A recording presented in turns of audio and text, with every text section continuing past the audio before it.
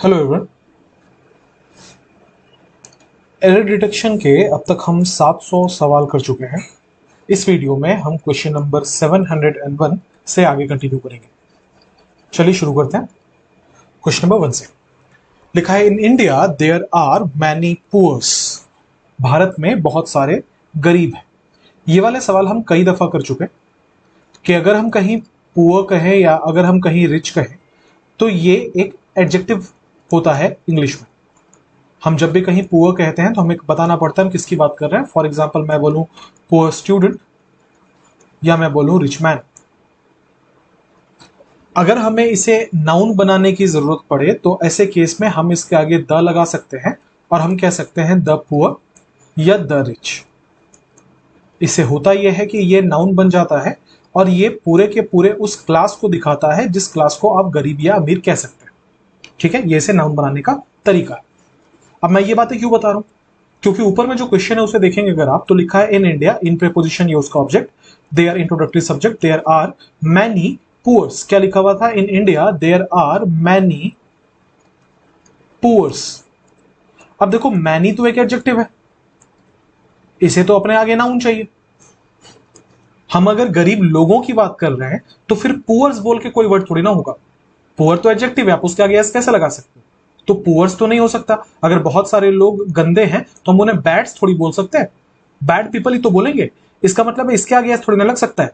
आपको तो यहाँ पे नाउन चाहिए, अभी तो ये एडजेक्टिव लिखा हुआ है। इसका मतलब हम क्या करेंगे? क्या हम इसके आगे द पुअर लगा दें? नहीं, फिर ये सेंस नहीं बनेगा क्योंकि वो पूरा की पूरा क्लास को दर्शाएगा। आप जब मैनी बोल रहे हो इसका मतलब आप इंडिविजुअल्स की बात कर रहे हो, तो ऐसे केस में प्रिफरेबली आप क्या लगाओगे? Many poor people. तो सही जो सेंटेंस है या करेक्शन जो है इसका वो ये है कि in India there are many poor people. इससे फायदा ये हुआ कि मैनी को एक नाउन मिल जाएगा, पीपल और दोनों, एक्चुअली मैनी और पुअर दोनों को एक नाउन मिल जाएगा, पीपल। ठीक है, आगे बढ़े। क्वेश्चन नंबर 702 देखते हैं। लिखा, I worked as medical representative for 8 months। मैंने 8 महीने तक मेडिकल रिप्रेजेंटेटिव का काम किया है। आई सब्जेक्ट है, वर्क यहाँ का वर्ब है। अब as medical representative for 8 months। अब देखो जब भी कोई बच्चा रूल रट के पढ़ता है ना तो ऐसे क्वेश्चन उसे बड़ी तकलीफ देते हैं। क्यों? क्योंकि उसको याद आ रहा होगा कि अगर कहीं पे फॉर या सिंस लगा के टाइम लगा दिया जाए तो सेंटेंस को परफेक्ट टेंस में लिखा जाता है। अगर बात कॉन्टिन्यूटी की हो तो वहां पे परफेक्ट कॉन्टिन्यूअस होगा वरना परफेक्ट टेंस होगा। लेकिन आपको ये बात समझनी पड़ेगी कि ये फॉर या सिंस के साथ रटने वाला रूल नहीं है, ये समझने की बात है। क्या समझने की बात है? हम लोग फॉर या सिंस के बाद टाइम लगाने वाला जो रूल बोलते हैं, हम टीचर्स जो बोलते हैं, जो बुक्स में लिखा होता है, हम आपको यह समझाना चाहते हैं, जो मैंने हर ऐसे वाले सवाल में आपको समझाया है, कि जिसमें कोई काम स्टार्ट हुआ हो पास्ट में और वो खींचता चला आ गया हो, मतलब कंटिन्यू होता आया हो प्रेजेंट टाइम तक, ऐसे केस में वो वाला रूल अप्लाई होता है कि फॉर या सिंस लगा है तो हैज बीन, हैव बीन या हैड बीन होगा। अब यहां पे क्या लिखा हुआ था कि मैंने 8 महीने तक, जिसका मतलब है ये वाला ड्यूरेशन बता रहा है। अगर मैं आपसे पूछूं कि आपने कितने दिन काम किया तो आप यही बोलोगे ना, मैंने 8 महीना काम किया। इसका मतलब क्या यहां पे काम खींचने की बात हो रही है? क्या ये इस सेंटेंस से कहीं आपको ये फील हो रहा है कि काम 8 महीने पहले स्टार्ट हुआ था और अब तक चलता है? नहीं, ये सिर्फ एक काम का ड्यूरेशन बताया जा रहा है कि आपने कितने वक्त तक काम किया था। आपने 8 महीने तक काम किया था। इसका मतलब यह है यहां पे वो वाला रूल मत घुसेड़ देना, वो रूल लगेगा ही नहीं यहां पे, क्योंकि यहां पे वो बात ही नहीं है कि सेंटेंस पास्ट में स्टार्ट हुआ और चलता हुआ प्रेजेंट तक आ गया है। आई होप मैं जो समझाना चाह रहा हूं आप समझ गए हो। वो रूल यहां नहीं लग सकता। तो आई हैव वर्कड या हैव बीन वर्किंग मत कर देना यहां पर। ठीक है, ये सेंटेंस पास्ट में बिल्कुल ठीक है। मैं बोल रहा हूं कि पिछले साल मैंने एज अ मेडिकल रिप्रेजेंटेटिव काम किया था। आपने बोला कितने टाइम तक? मैंने बोला 8 महीने तक। I worked as a medical representative for 8 months। ये मैं ड्यूरेशन बता रहा हूं, मैंने कितने समय तक काम किया है। ये नहीं बता रहा कि काम 8 महीने पहले शुरू हुआ था और चलता हुआ अब तक आ गया। दोनों में डिफरेंस है। ठीक है, तो ये वाला सेंटेंस यहां पे बिल्कुल ठीक है, आई वर्क बिल्कुल हो सकता है। आगे, अभी मैंने 2-3 बार बोला as a medical representative, as a medical representative, क्योंकि ग्रामेटिकली वही करेक्ट है। अब जिनको ये भारी भरकम लग रहा है, आपने सुना होगा एक पोस्ट होता है एमआर का, जो किसी कंपनी के लिए काम करते हैं, उस कंपनी की दवाइयों को बेचने का काम करते हैं, उसको प्रमोट करने का काम करते हैं, उन्हें मेडिकल रिप्रेजेंटेटिव कहा जाता है। अब देखो मेडिकल रिप्रेजेंटेटिव अपने आप में कंपाउंड नाउन है, ये एक नाउन है। क्या हम मेडिकल रिप्रेजेंटेटिव को गिन सकते हैं? हाजी साहब बिल्कुल गिन सकते हैं। एक मेडिकल रिप्रेजेंटेटिव होगा, 2 होंगे, 3 होंगे, 4 होंगे। इसका मतलब क्या मैं यहां पे सिंगुलर काउंटेबल नाउन देख रहा हूं क्या? हाँ जी बिल्कुल, मैं सिंगुलर काउंटेबल नाउन देख रहा हूं। तो क्या आपको वो वाला रूल फिर से याद आ रहा है कि ही इज बॉय नहीं हो सकता? क्यों? क्योंकि ये सिंगुलर काउंटेबल नाउन है, तो या तो मैं बोलूं ही इज अ बॉय या तो मैं बोलूं ही इज द बॉय, तो वो रूल यहां नहीं लगेगा क्या? 100% लगेगा। इसका मतलब ये है कि I worked as medical representative नहीं होगा, एज अ मेडिकल रिप्रेजेंटेटिव होगा। आई होप क्लियर है। ऐसे 8-10 सवाल हम ऑलरेडी कर चुके हैं इन सेशंस में, ठीक है। तो यहां पे क्या लगेगा? इसके पहले होगा। आगे बढ़ते हैं, क्वेश्चन नंबर 703 लिखा हुआ one must learn to distinguish good from bad. हर किसी को, जब आप वन बोलते हो ना, इसका मतलब होता है हर व्यक्ति को। तो हर व्यक्ति को यह सीखना चाहिए कि आप गलत को सही से या सही को गलत से कैसे डिस्टिंग्विश कर सके, कैसे अलग कर सके। इससे पहले मैं इसमें एरर पे जाऊं, मुझे एक रूल याद आ रहा है कि जब भी किसी सेंटेंस को आप वन से शुरू करते हो, जिसका मतलब है जो सब्जेक्ट है सेंटेंस का, जो सब्जेक्ट है सेंटेंस का वो वन प्रोनाउन है, ठीक है। मतलब जैसे हम लोग बोलते हैं ना, ही सब्जेक्ट है या शी सब्जेक्ट है या दे सब्जेक्ट है। तो ही मैं बोलूं तो एक निश्चित पुरुष की बात करूंगा, मैं शी बोलूं तो एक निश्चित महिला की बात करूंगा, दे बोलूं तो मैं प्लूरल की बात करूंगा। ऐसे ही किसी को का हम जब सेंस बोलना चाहते हैं ना कि हर किसी को, तो उसे वन कहा जाता है, ठीक है। तो जब भी किसी सेंटेंस में वन लिखो आप और आगे चलकर अगर आपको कहीं पे कोई प्रोनाउन लगाना हो या कोई पॉजेसिव एडजेक्टिव लगाना हो, तो हमेशा वहां पे वन का ही प्रयोग किया जाता है। For example, one must respect his parents. अगर मान लो ये सेंटेंस आपको मिल गया ना एग्जाम में कि one must respect his parents, तो ये एरर माना जाता है। क्यों एरर माना जाता है? ये जो हिज आया है, जो यहां पॉजिटिव एडजेक्टिव है, ये कौन से नाउन को देखकर आया है? ये आया वन को देखकर। आप किसकी रिस्पेक्ट करोगे? अपने पेरेंट्स की करोगे। तो यहां क्या लिखा हुआ है कि हर किसी को हर किसी के पेरेंट्स की रिस्पेक्ट करनी चाहिए, तो लिखा हुआ है वन मस्ट रिस्पेक्ट हिज। तो ग्रामर ये कहता है कि अगर आपने सब्जेक्ट में वन लिखा है ना, तो आप यहां पे हिज या हर नहीं लगा सकते, आपको वन के अकॉर्डिंग ही यहां पे पॉजिटिव एडजेक्टिव लगाना पड़ेगा। तो पोजीशन बनाने के लिए हम इसको वंस लिख देते हैं, ठीक है। तो one must respect one's parents होता है। ये वाला रूल भी बड़ा कॉमन है, बहुत बार एसएससी पूछती है, इसलिए मैंने बता दिया है। हालांकि इस जगह पे ये रूल लागू नहीं होगा। अगेन रट्टा मार के नहीं पढ़ना, समझना है। मैंने क्या बोला? आगे अगर कहीं प्रोनाउन या एडजेक्टिव आएगा, चेक करो तो वन सब्जेक्ट है, मस्ट उसके लिए मॉडल है, मॉडल के बाद बेस फॉर्म होता है, लगा हुआ है। टू डिस्टिंग्विश इन्फिनेटिव है, गुड फ्रॉम बैड। कहीं पे और कोई पॉजिटिव एडजेक्टिव आया क्या? कहीं पे कोई प्रोनाउन आया? नहीं। तो ये रूल यहां अप्लाई नहीं होगा। चूंकि ये रूल है इंपॉर्टेंट, इसलिए मैंने इस क्वेश्चन में बता दिया, ठीक है। बाकी आपको ये भी समझना पड़ेगा कौन सा रूल कहां अप्लाई होता है और कहां नहीं होता है, ठीक है। चलो देखते हैं तो क्या लिखा हुआ था इसमें, one must learn to distinguish good from bad. अब सवाल ये है कि होगा क्या? देखो, वन यहां का सब्जेक्ट है, मस्ट एक मॉडल है, मॉडल के बाद बेस फॉर्म होता है, लिखा हुआ है, तो यहां तक तो कोई एरर नहीं है। टू के बाद वी वन होता है, टू के बाद वी वन ही लिखा हुआ है, यहां पे भी कोई एरर नहीं है। लिखा हुआ है गुड फ्रॉम बैड, सही को गलत से। डिस्टिंग्विश के बाद फ्रॉम लगता है क्या? हाँ जी, बिल्कुल लगता है। इसका मतलब आंसर क्या होगा? आंसर होगा नो एरर, ठीक है। अब जब मैं कहता हूं कि डिस्टिंग्विश के बाद फ्रॉम लगता है क्या, तो आपके दिमाग में एक सवाल आ रहा होगा कि सर हमने डिस्टिंग्विश बिटवीन भी पढ़ा हुआ है। तो देखो, दोनों में थोड़ा सा डिफरेंस होता है। मैंने अलग स्लाइड बना के आपको समझाने के लिए लिख दिया है यहाँ पे। डिस्टिंग्विश फ्रॉम और डिस्टिंग्विश बिटवीन में डिफरेंस क्या है? डिस्टिंग्विश फ्रॉम का इस्तेमाल हम तब करते हैं जहां पे आप एक कमोडिटी को दूसरे के साथ डिफरेंट बताना चाहते हैं। क्या लिखा हुआ? Used when focusing on telling one thing apart from another. एक को दूसरे के साथ आप अलग बताना चाह रहे हो। जैसे I can't distinguish this fabric, number एक, फ्रॉम दैट वन, दूसरे से। एक चीज दूसरे से कैसे डिफरेंट है जब आप ये बताने की कोशिश करते हो, तो वहां पे डिस्टिंग्विश अपने बाद फ्रॉम लेता है।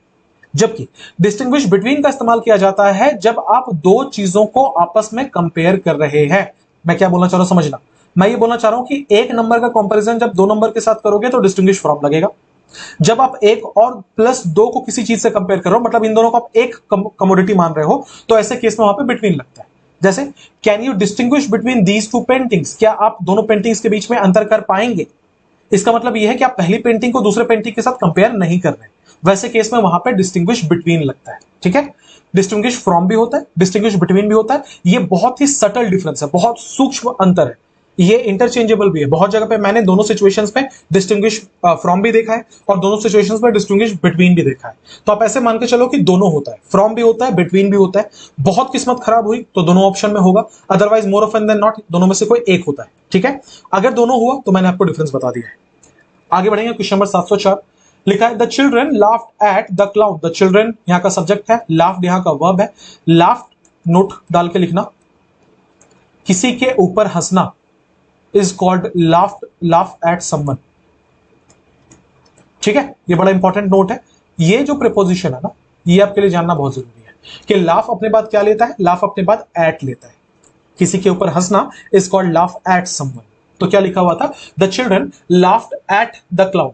तो सही है ना, लाफ्ट के बाद एट ही तो होना चाहिए। किसके ऊपर हंस रहे हैं, क्लाउन के ऊपर। ये यहाँ का ऑब्जेक्ट था, कहीं कोई एरर नहीं मिला, आंसर क्या होगा, नो एरर। यहाँ सीखने लायक बात यह है कि लाफ एट समवन होता है, फिक्स प्रीपोजिशन याद कर लेना। अगला, had the plane not been delayed I will reach here in time for the function. लिखा हुआ है कि had the plane not been delayed. क्या आपको कंडीशनल सेंटेंस टाइप थर्ड याद आ रहा है?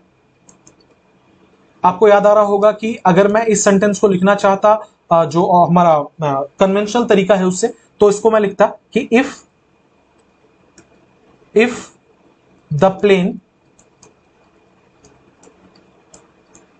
हैड नॉट बिन डिलेड, जिसको जब हमने इन्वर्जन लगा के लिखा तो क्या हो गया, इफ सबसे पहले इन्वर्जन में क्या होता है, इफ यहां से हट जाएगा, हैड उठ के आगे आ जाएगा, सब्जेक्ट द प्लेन उठ के पीछे चला जाएगा, यही होता है इन्वर्जन में। तो क्या हो जाएगा, had the plane not been delete.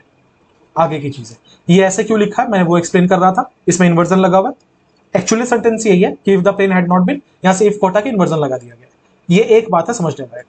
अब हम बढ़ेंगे दूसरी बात पे जो है समझने लायक। दूसरी बात यह है भैया कि हम लोगों ने थर्ड कंडीशन में यह पढ़ा है कि उसका जो इफ क्लॉज होता है उसमें हैड प्लस V3 होता है, और उसका जो मेन क्लॉज होता है उसमें, मैं विल क्यों लिख रहा हूं, वुड हैव प्लस V3 होता है। हम यही पढ़ रहे हैं कि इफ क्लॉज में क्या होता है, हैड प्लस V3, और मेन क्लॉज में क्या होता है, वुड हैव प्लस V3। आओ जरा सवाल देखते हैं। लिखा हुआ है had the plane not been delayed, तो हैड के साथ इधर V3 लगना चाहिए था, देखो लिखा हुआ है बिन यहां पे, सही है। आई विल रीच, बोलो गलत हुआ कि नहीं हुआ, होना क्या चाहिए था मेन क्लॉज में, वुड हैव। तो यहां जहां पे विल रीच लिखा हुआ है इसके जगह पे होना चाहिए था would have reached the in time for the function. Simple सवाल था, आगे बढ़े।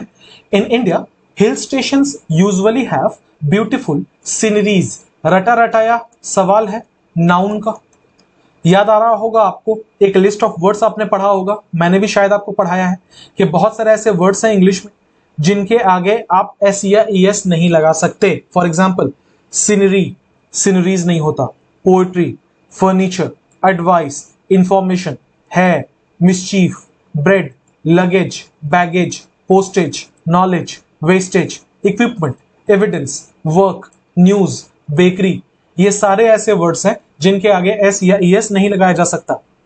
इसमें से अगर if my memory serves me well, हमने सीनरी के सवाल देखे हैं, पोएट्री के सवाल देखे हैं, इंफॉर्मेशन मुझे याद आ रहा है पीस ऑफ इंफॉर्मेशन मैंने पढ़ाया था, लगेज का सवाल हमने देखा है, नॉलेज का सवाल हमने देखा है, इक्विपमेंट का सवाल हमने देखा है, न्यूज का सवाल हमने देखा है, इतने तो मैंने आपको पढ़ा दिए। तो ये वाले बड़े इंपॉर्टेंट है, ये ऐसे वर्ड्स हैं जिनके आगे एस या एस लगा के इनका प्लूरल नहीं किया जा सकता। तो सिनरी का सिनरीज नहीं होगा, पोएट्री का पोएट्रीज नहीं होगा, फर्नीचर का फर्नीचर्स नहीं होगा, एडवाइस का एडवाइजेज नहीं होगा, इंफॉर्मेशन का इंफॉर्मेशंस नहीं होगा, हेयर का हेयर्स नहीं होगा, मिसचीफ का मिसचीफ्स नहीं होगा, ब्रेड का ब्रेड्स नहीं होगा, लगेज का लगेजेस नहीं होगा, बैगेज का बैगेजेस नहीं होगा, postage, knowledge, wastage, equipment, evidence, work, news, bakery, कोई भी प्लूरल नहीं होता। ठीक है, फिर से आपकी आंखें बंद रहेंगी, मेरी बात ध्यान से सुनोगे। Scenery, poetry, furniture, advice, information, है, mischief, bread, luggage, baggage, postage, knowledge, wastage, equipment, evidence, work, news, bakery, इसमें से कोई भी प्लूरल नहीं होता। आगे बढ़ेंगे। लिखा है she was ill for 5 days when the doctor was sent for. ठीक है, लिखा है वो 5 दिनों से बीमार रह रही थी जब डॉक्टर को बुलाया गया। सेंट फॉर का मतलब होता है किसी को बुलावा भेजना।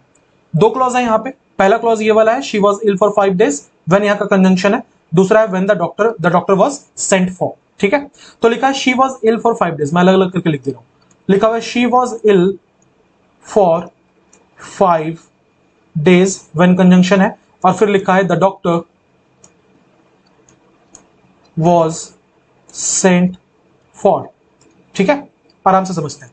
द डॉक्टर यहां का सब्जेक्ट था, वॉज प्लस V3 है, इसका मतलब ये सेंटेंस जो है ये पैसिव वॉइस में। अब भैया पैसिव वॉइस में क्यों है, क्योंकि डॉक्टर को तो नहीं, सॉरी डॉक्टर किसी को तो नहीं बुलाएगा, डॉक्टर को बुलाया जाएगा। सेंट फॉर का मतलब मैंने आपको समझाया किसी को बुलावा भेजने को सेंड फॉर कहा जाता है।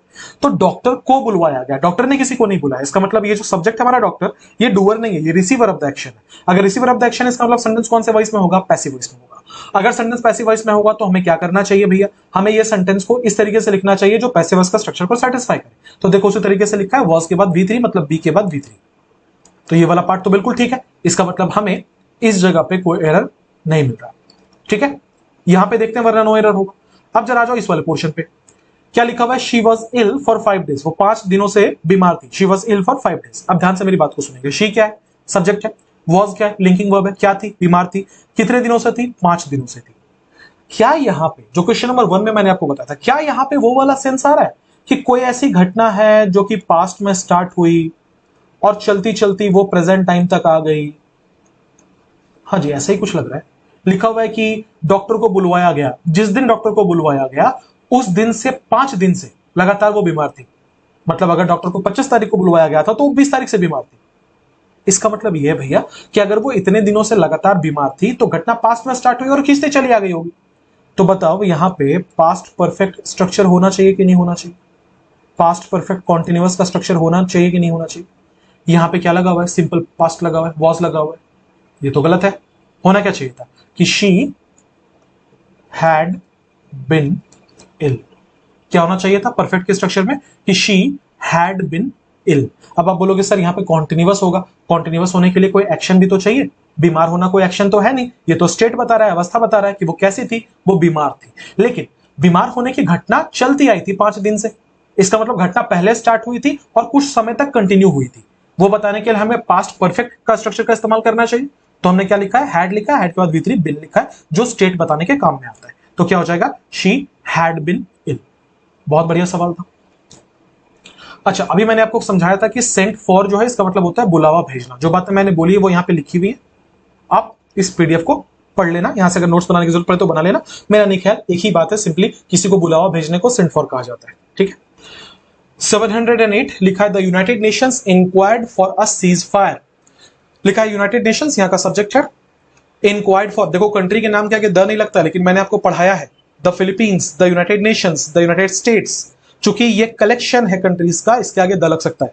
लिखा the United Nations inquired for a cease fire. United Nations ने जो है वो सीज फायर के लिए जांच पड़ताल की।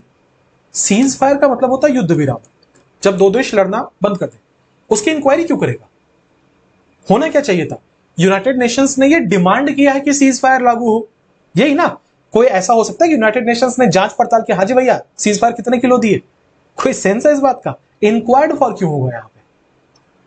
इसका मतलब ये तो गलत लग रहा है। होना क्या चाहिए था? डिमांडेड फॉर कर दें, ज्यादा अच्छा रहेगा। आप कोई और भी वर्ड लगा सकते हो, ऐसा मतलब कुछ फिक्स नहीं कि डिमांडेड ही होना चाहिए, क्योंकि हमें यहाँ पे सेंटेंस इंप्रूवमेंट इंप्रूव करने के लिए तो दिया नहीं है। हमें पूछा एरर क्या है, एरर तो इंक्वायर्ड है। आप सुधारेंगे कैसे, ये हमारे ऊपर है। मुझे डिमांडेड ठीक लग रहा है, आपको और कोई वर्ब लग रहा होगा, आप वो लगा देना। तो क्या हो जाएगा? The United Nations demanded for a cease fire. United Nations ने ये डिमांड किया कि सीज फायर होनी चाहिए, ठीक है। तो आंसर क्या होगा? Option number 2। 709 Ghana, Nigeria and Gambia each have parts to play in the development of Africa. लिखा हुआ है कि घाना, नाइजीरिया और गैम्बिया प्रत्येक का एक हिस्सा है अफ्रीका के डेवलपमेंट में, जो उन्हें प्ले करना है, मतलब जो उनका कंट्रीब्यूशन है वो उनको करना है। तो क्या लिखा हुआ है? Ghana, Nigeria and Gambia each have parts to play. ये देखो, ये ना खाली आपको कंफ्यूज करने के लिए लिखा गया है। सोचो अगर ये नहीं भी होता तो भी तो बात ठीक ही थी ना। अगर मैं यहीं से स्टार्ट करता, each have parts to play, और फिर जो रूल बोल रहा हूं वो चीख चीख के आपको कह रहा होगा कि मालिक मैं एरर हूं। क्यों? क्योंकि ईच के साथ हमने पढ़ा है कि ईच आप जब भी यूज करो तो उसके आगे का वर्ब जो होता है वो हमेशा सिंगुलर होता है। तो यहां पे क्या लिखा हुआ था? Each have parts to play. Rectification होगा? बिल्कुल होगा। क्या होगा? यहां पे हैव नहीं होना चाहिए, इसके जगह पे क्या होना चाहिए? हैज, क्योंकि ईच सिंगुलर सब्जेक्ट है, सिंगुलर वर्ब लेगा। तो क्या हो जाएगा? Each has parts to play. अब देखो, जब आप इसको सिंगुलर कर रहे हो ना, तो ज्यादा अप्रोप्रिएट ये है कि आप इसको कर दो अ पार्ट टू प्ले, क्योंकि हम सिंगुलर से डील कर रहे हैं तो हम नाउन को भी सिंगुलर रखने की कोशिश करते हैं। तो क्या हो जाएगा? Ghana, Nigeria and Gambia each has a part to play in the development of Africa. अब आपको समझ में आ गया कि ये घाना, नाइजीरिया, गैम्बिया केवल सेंटेंस को लंबा और आपको कंफ्यूज करने के लिए लिखा गया है, इसका सेंटेंस में कोई रोल नहीं है। आगे बढ़ेंगे। In these days of inflation, आजकल की महंगाई के दिनों में, a 10 rupees note will not buy you even an ordinary meal. एक 10 रुपए का नोट आपको एक साधारण खाना भी नहीं खरीद सकता है, मतलब 10 रुपए के साथ आप साधारण भोजन भी नहीं कर सकते। ठीक है, लिखा है कि इन दीज, इन प्रीपोजिशन है, दीज डेज उसका ऑब्जेक्ट है, ऑफ प्रीपोजिशन है, इन्फ्लेशन उसका ऑब्जेक्ट। अभी तक हमें सब्जेक्ट नहीं मिला है। लिखा है कि अ 10 रुपीज नोट, ये यहां का सब्जेक्ट है, a 10 rupees note will not buy, will यहां का हेल्पिंग वर्ब है जो कि एक मॉडल है। हम सब जानते हैं मॉडल के बाद हमेशा बेस फॉर्म होता है, तो विल के बाद क्या होगा, बाय होगा। बाय हुम, बाय यू, ये यू जो है ये यहां का ऑब्जेक्ट है। क्या नहीं मिल सकता, इवन एन ऑर्डिनरी मील, एक साधारण भोजन भी आपको नहीं मिल सकता। ठीक है, अब देखते हैं यहां पे एरर क्या है। ये रटा रटाया रूल है जो आपने कई दफा पढ़ा होगा कि जब भी हम लिखते हैं अ 10 रुपीज नोट तो ये गलत होता है, होना चाहिए अ 10 रुपी नोट। ठीक है, ये हम सबने रट लिया है, लेकिन बहुत बार रटी हुई चीज का अगर लॉजिक ना पता हो ना, तो थोड़ा भी क्वेश्चन ट्विस्ट करेगा तो आप फंसने का आपका डर होता है। तो आइए इसका लॉजिक समझते हैं। क्या लिखा हुआ है, अ 10 रुपीज नोट। देखो ये अपने आप में ना एक कंपाउंड नाउन का काम करता है। कंपाउंड नाउन हम लोग उस शब्द को कहते हैं जो कि 2-3 नाउन मिलाकर बना हुआ। ठीक है, कंपाउंड नाउन की खासियत ये होती है कि ये जो नोट यहां पे लिखा हुआ है ये अपने आगे एडजेक्टिव ले रहा है। मैं कहना क्या चाह रहा हूं, मैं शब्द भाषा में समझा रहा हूं। देखने में आपको ऐसा लग रहा होगा कि रुपीज जो है वो तो एक नाउन है, हम सबने पढ़ रखा है, रुपीज एक करेंसी का नाम है, तो ये तो नाउन होना चाहिए। ठीक है, लेकिन यहां पे आप समझ पा रहे होंगे कि ये नोट को क्वालिफाई करने के लिए आए।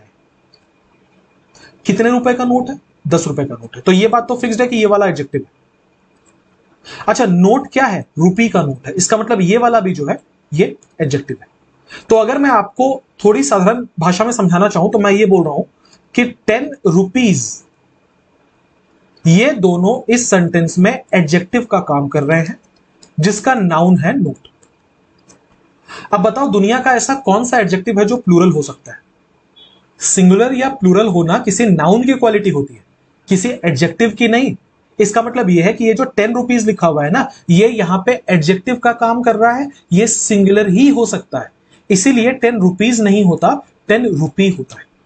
तो रटने की तो बात ही नहीं है, ये तो बहुत ही ज्यादा कॉमन चीज है। अगर आप सिर्फ ये समझ पाए कि नोट यहां का नाउन था और 10 रुपीज इसके लिए एक बॉडीफायर का काम कर रहा था, एज एन एडजेक्टिव आया हुआ था। और एडजेक्टिव कभी प्लूरल नहीं हो सकता, सिंगुलर प्लूरल होना किसी नाउन और वर्ब की क्वालिटी होती है, एडजेक्टिव की नहीं, इसलिए रुपीज नहीं होता, वहां क्या होता है, रुपी। तो क्या लिखते हैं, अ 10 रुपी नोट। अब जैसे क्वेश्चन को ट्विस्ट करता है और इसको ऐसे लिख देता है कि ही गेव मी 10 रुपीज,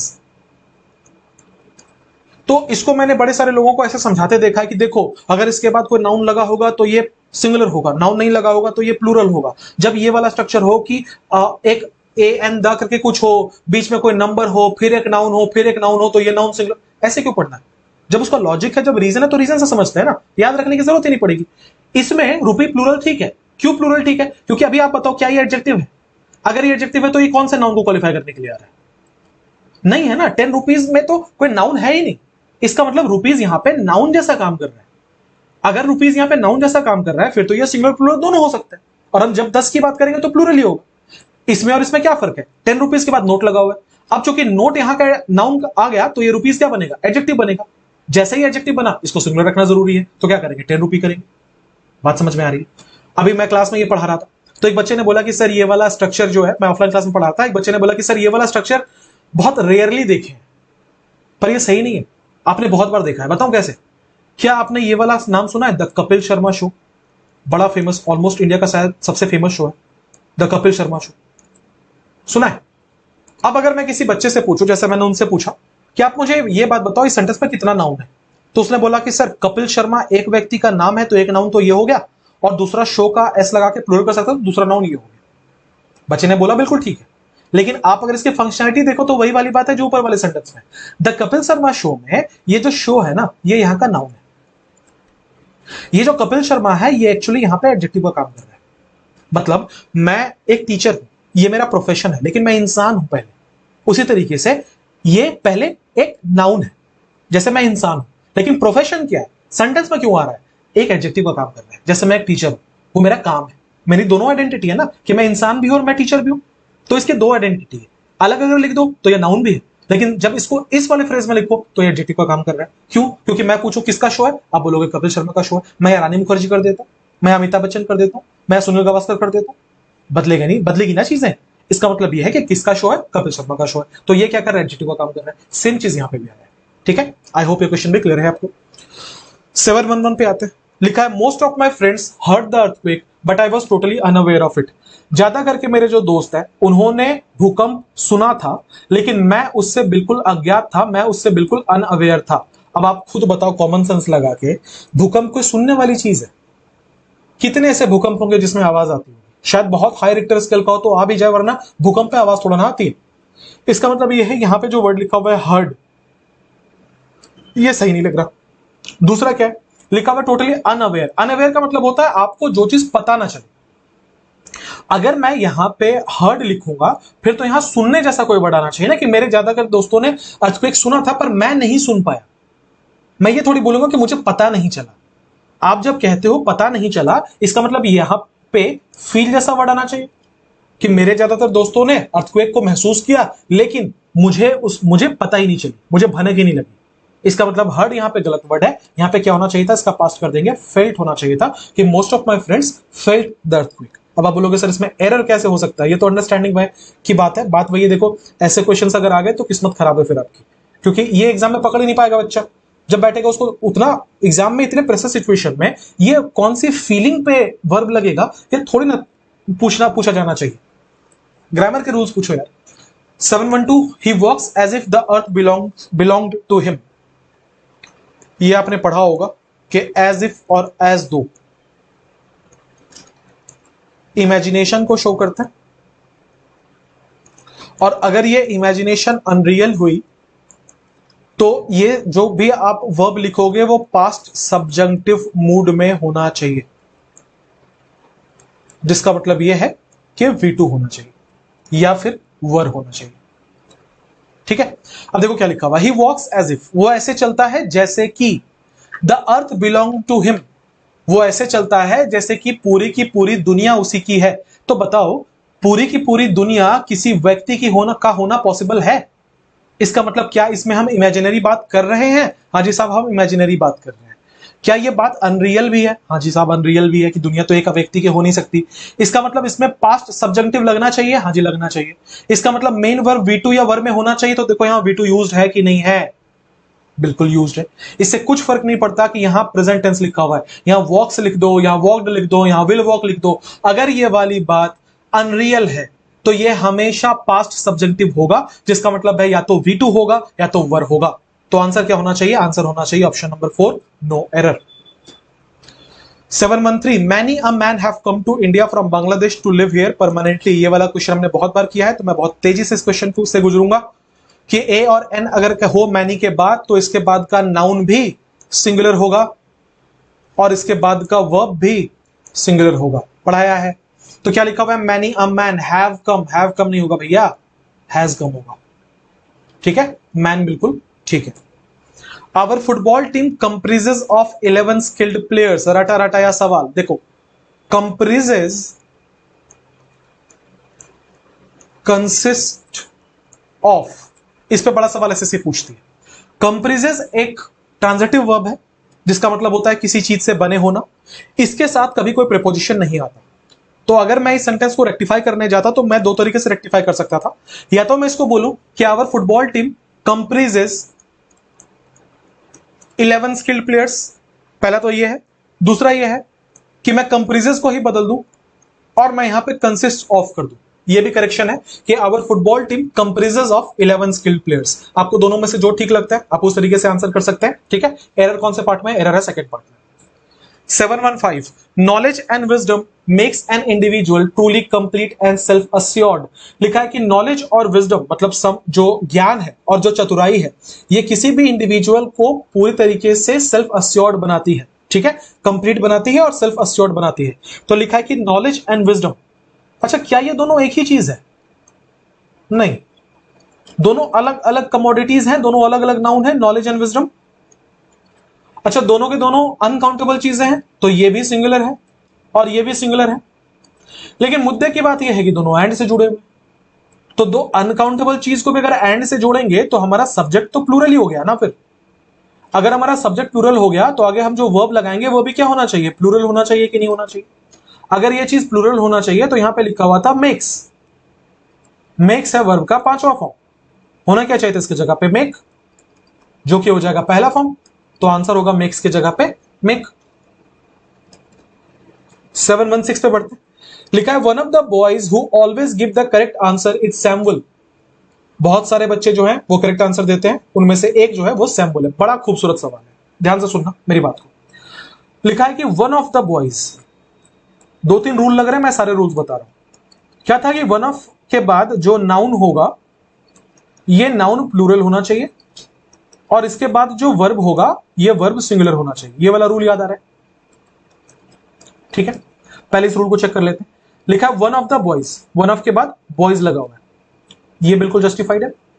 अच्छा आगे सेंटेंस पढ़ो, लिखा है who always give the correct answer, ये वाला इस सेंटेंस का रिलेटिव क्लॉज है। रिलेटिव क्लॉज है, क्या आपको याद आ रहा है रिलेटिव क्लॉज किसे कहते हैं? रिलेटिव क्लॉज हम लोग एक ऐसे क्लॉज को कहते हैं जो रिलेटिव प्रोनाउन हु, विच या दैट जैसे रिलेटिव प्रोनाउन से स्टार्ट हो, और उसका काम ये होता है कि वो हमारे सब्जेक्ट के बारे में, हमारे नाउन के बारे में एडिशनल इंफॉर्मेशन देगा। ऐसे केस में आपके लिए समझना बहुत जरूरी है कि हु का एंटीसीडेंट कौन है इस सेंटेंस में, मतलब हु किसके लिए आ रहा है। तो देखना सेंटेंस को एक बार, मैं क्लीन कर रहा हूं सेंटेंस को एक बार, देखना क्या लिखा हुआ था।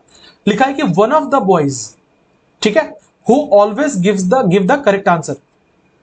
यहां पे अगर मैं आपसे पूछूं कि ये हु का एंटीसीडेंट कौन है, ये कौन से नाउन के लिए आ रहा है, हम एक लड़के की बात कर रहे हैं कि बहुत सारे लड़कों की बात कर रहे हैं।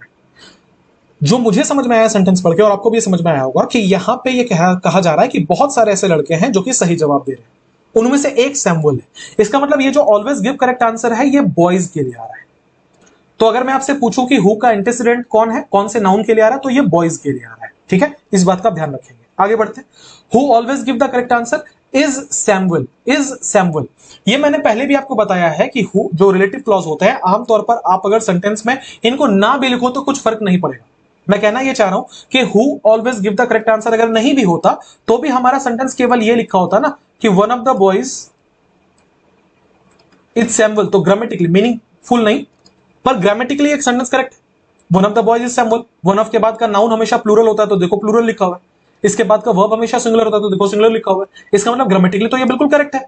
वन ऑफ द बॉयज के लिए क्या आ रहा है, इज सैमुअल, तो यहां तो कोई एरर नहीं है, ये वाले पोर्शन में भी कोई एरर नहीं है, और ये वाले पोर्शन में भी कोई एरर नहीं है। अब या तो नो एरर है या तो इस वाले पोर्शन में एरर है। आप जरा इस वाले पोर्शन को चेक करते हैं, लिखा हुआ है who always give the correct answer. मैंने आपसे पूछा था अभी हु किसके लिए आ रहा है, हु बॉयज के लिए आ रहा है। हु का एंटीसीडेंट कौन है, बॉयज है, बॉयज माने प्लूरल।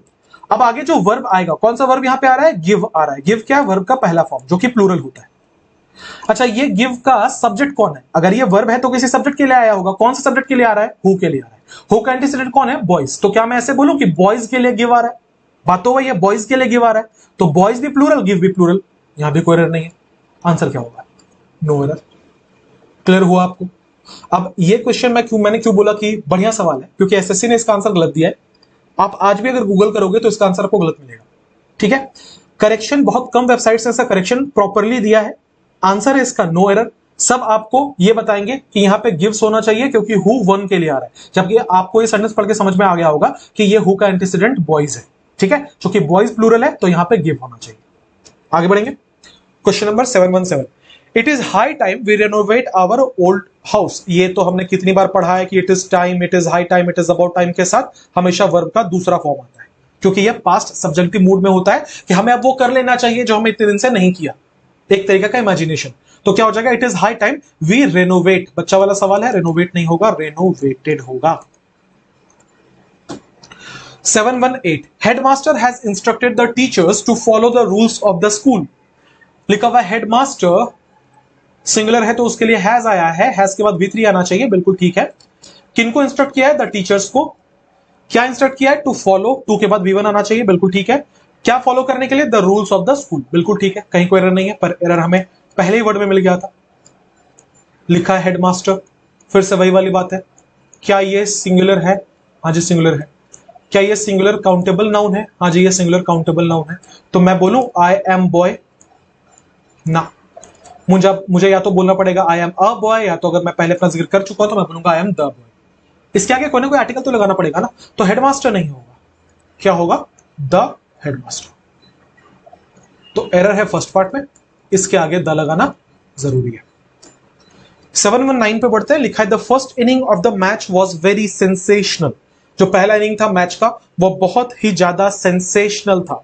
ठीक है, लिखा हुआ है the first inning of the match. अगर आप थोड़ा बहुत भी क्रिकेट देखते हो तो आपने ये वर्ड बहुत बार सुना होगा टेस्ट मैचेस में, कि India defeated Australia bye an innings. क्या कहा जाता है? An innings. हम ये बात अच्छे से समझते हैं कि एन किसी चीज के आगे सिंगुलर होने की वजह से लगाया जाता है। इसका मतलब ये जो इनिंग्स लिखा हुआ है जिसके लास्ट में एस है, जरूर ये सिंगुलर नंबर होगा, तभी तो इसके आगे एस होने के बावजूद हम एन लगा रहे हैं। मैं कहना यह चाह रहा हूं कि इनिंग एक ऐसा वर्ड है ना जो सिंगुलर में भी इनिंग्स रहता है और प्लूरल में भी इनिंग्स रहता है। तो मेरा यह कहना गलत नहीं होगा कि मॉडर्न इंग्लिश में there is nothing called inning. हालांकि इनफॉर्मल तरीके से लोग यूज कर लेते हैं पर वो गलत है। फॉर्मल इंग्लिश में इनिंग बोल के कुछ नहीं होता।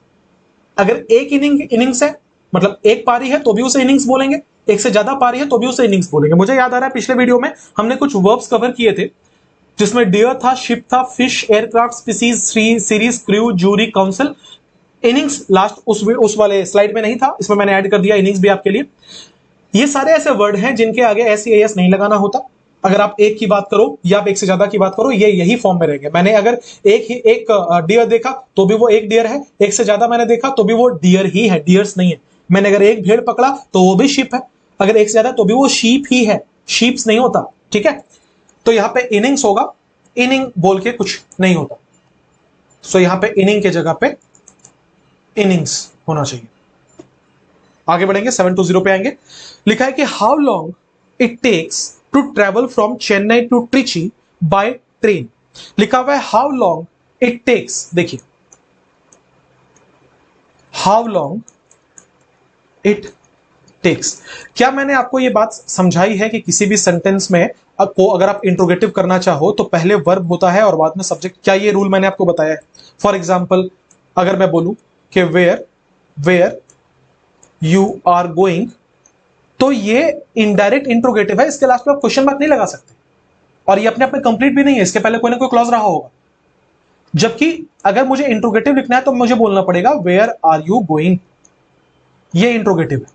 कैसे पता चल रहा है ये इंट्रोगेटिव है? अगर आप इसका कंस्ट्रक्शन देखोगे तो पहले वर्ब आया और बाद में सब्जेक्ट आया। इसका मतलब यह है कि पहले होना चाहिए वर्ब और बाद में होना चाहिए सब्जेक्ट। तो लिखा हुआ है how long it takes, how long it takes. अगर आप देख रहे हो उसका कंस्ट्रक्शन तो पहले सब्जेक्ट और बाद में वर्ब है, तो ये गलत है या नहीं? बिल्कुल गलत है। होना क्या चाहिए था? How long does it take. ठीक है, how long does it take. अब मैंने क्या किया, मैं एक्सप्लेन कर रहा हूं। मैंने क्या किया इस सेंटेंस में, चूंकि मुझे हेल्पिंग वर्ब पहले लेके आना था तो पहले मैंने इस सेंटेंस को लिखने की कोशिश की ऐसे, हाउ लॉन्ग इट टेक्स। अभी मैंने एक्सप्लेन किया कि ये नहीं होगा, पहले वर्ब होगा, तो इसको कैसे लिखेंगे? How long takes it. ऐसे लिख सकते हैं क्या? ऐसे नहीं लिख सकते। हमें पहले हेल्पिंग वर्ब चाहिए और बाद में सब्जेक्ट चाहिए, लेकिन इस सेंटेंस में हेल्पिंग वर्ब है कहां? नहीं है। अगर नहीं है तो मैंने पहले भी आपको समझाया है, सिखाया है। क्या हम इसे डज इट में तोड़ सकते हैं? सॉरी, डज इट क्यों लिख रहा हूं मैं? क्या हम इसे डज टेक में तोड़ सकते हैं? हाँ जी, हम इसे डज टेक में तोड़ सकते हैं। तो अगर हमने इसे डज टेक में तोड़ लिया फिर तो काम हो गया। ये वाला हेल्पिंग वर्ब है, ये वाला मेन वर्ब है। लिखना कैसे है? लिखना है हमें पहले हेल्पिंग वर्ब उसके बाद सब्जेक्ट। तो कैसे लिखेंगे? हाउ लॉन्ग, फिर लिखेंगे हेल्पिंग वर्ब। हेल्पिंग वर्ब क्या होगा? डज। फिर लिखेंगे सब्जेक्ट क्या? टेक, सॉरी इट, और फिर लिखेंगे मेन वर्ब। हो जाएगा how long does it take. तो मुद्दे की बात यह है कि चूंकि ये सेंटेंस इंट्रोगेटिव है, आपको लास्ट में क्वेश्चन मार्क भी दिख रहा होगा, यहां पे हमें पहले हेल्पिंग वर्ब लिखना है और उसके बाद सब्जेक्ट। तो हम इसको लिख देंगे डज इट टेक। 721 पे बढ़ते हैं। लिखा है one should respect the religions of others as much as his own. ये वाला रूल आज के वीडियो में ऑलरेडी एक्सप्लेन कर चुका हूं। वन से शुरू हुआ है। वन शुड रेस्पेक्ट, शुड एक मॉडल है, मॉडल के बाद बेस फॉर्म आता है, लिखा हुआ है, ठीक है। Respect, respect what? The religions of others. The religions या ऑब्जेक्ट है, ऑफ प्रीपोजिशन, अदर्स उसका ऑब्जेक्ट। एज मच एज, उतना ज्यादा, कंपैरिजन किया जा रहा है। हिज ओन, जब आप यहां वन से शुरू कर रहे हो तो फिर हिज कैसे लिखोगे? ऑलरेडी एक्सप्लेन कर चुका हूं ना। क्या होगा यहां पे? वंस होगा कि नहीं होगा? आंसर क्या है? ऑप्शन नंबर 3 वंस होना चाहिए। On a holiday I prefer reading story books than visiting my friends. पिछले वीडियो में भी आया था, पता नहीं कितने वीडियो में आया है। प्रीफर के बाद हमेशा क्या लगता है? टू। तो देखो यहां पे लिखा हुआ था देन, क्या हो जाएगा? टू। दूसरा, प्रीफर के बाद थियोरी ऑफ पैरेललिज्म लगेगा। यहां भी देखना जेरेंड है और यहां पे भी जेरेंड है। कई बार यह सवाल पूछ दिया जाता है कि I prefer to read story books than visiting my friends. ऐसे केस में यहां पे हमें इसको रीडिंग करना पड़ेगा, ठीक है। जब भी लिखोगे तो दोनों के दोनों हमेशा जेरेंड में होने चाहिए, मतलब theory of parallelism basically follow होना चाहिए। आगे बढ़ेंगे, लिखा है I was laying down when the door bell rang. लिखा हुआ है कि मैं नीचे बिछा रहा था जब डोर बेल बजा। मैं नीचे बिछा रहा था मतलब क्या मैंने आपको नहीं पढ़ाया है लाई और ले के बीच का डिफरेंस? क्या मैंने आपको नहीं सिखाया था कि लाई का मतलब होता है रिक्लाइन, रिक्लाइन का मतलब होता है लेटना। इसके फॉर्म कैसे चलते हैं? इसके फॉर्म चलते हैं लाई, ले और लेन। क्या ये मैंने आपको नहीं सिखाया था कि ले का मतलब होता है कोई किसी चीज में का नीचे रखना? तो ले, लेड, लेड इसके फॉर्म चलता है। ये वाला एक इनट्रांजिटिव वर्ब है, इसमें ऑब्जेक्ट की जरूरत नहीं है। कहने का मतलब है कि लाई वाले फॉर्म के साथ आप तुरंत कोई प्रीपोजिशन का इस्तेमाल कर लोगे, जबकि मैंने ये सिखाया था कि ये एक ट्रांजिटिव वर्ब है, जिसका मतलब यह है कि आप जहां पे भी ले वाला फॉर्म भरोगे इसके बाद आपको कोई ना कोई ऑब्जेक्ट चाहिए होगा। क्या ये मैंने आपको नहीं पढ़ाया था? आइए, लिखा हुआ है I was laying down. Down तो एडवर्ब होता है या प्रीपोजिशन होता है। इसका मतलब यह है कि हमें इस सेंटेंस में यहां पे कोई इनट्रांजिटिव वर्ब चाहिए था, इनट्रांजिटिव वर्ब चाहिए था, क्योंकि आप V4 यूज कर रहे हो। अगर V4 देखोगे तो क्या होता है? लाई का लाइंग और ले का लेइंग। लेकिन ले को तो ऑब्जेक्ट चाहिए, ऑब्जेक्ट तो यहां है नहीं। मैं तो लेटने की बात कर रहा हूं। अगर लेटने की बात कर रहा हूं तो बिछाने वाला सेंस थोड़ी होगा, ले वाला सेंस थोड़ी होगा। कौन सा वाला होगा? लाई वाला। तो आंसर क्या होना चाहिए? आई वॉज लाइंग डाउन, मैं लेट रहा था जब डोरबेल बजा। 724 लिखा है I told the teacher that the homework set for the day was much too heavy for us to complete. लिखा हुआ है I told the teacher, I subject, told verb, the teacher यहां का object, that conjunction, the homework set यहां का subject है, for the day for preposition ये उसका ऑब्जेक्ट, वॉज ये वॉज का हेल्पिंग वर्ब का सब्जेक्ट कौन है? द होमवर्क सेट, ठीक है। वॉज मच टू हैवी मतलब बहुत ज्यादा भारी, फॉर प्रीपोजिशन अस, टू के बाद V1। कहीं कोई एरर नहीं है, ग्रामेटिकली तो कहीं कोई एरर नहीं दिख रहा। अब या तो एरर है मच टू नहीं होना चाहिए, टू मच होना चाहिए। क्या ऐसा कोई एरर हो सकता है? मैंने आपको ऑलरेडी पढ़ाया हुआ दोनों के बीच का डिफरेंस, यही वाला स्लाइड था, याद आ रहा होगा आपको। टू मच और मच टू में क्या डिफरेंस होता है? टू मच का इस्तेमाल किया जाता है जब हम किसी अनकाउंटेबल नाउन या किसी वर्ब के बारे में बोलना चाहते हैं, ठीक है। For example, too much sugar, sugar noun होता है। Too much sugar is bad for your health.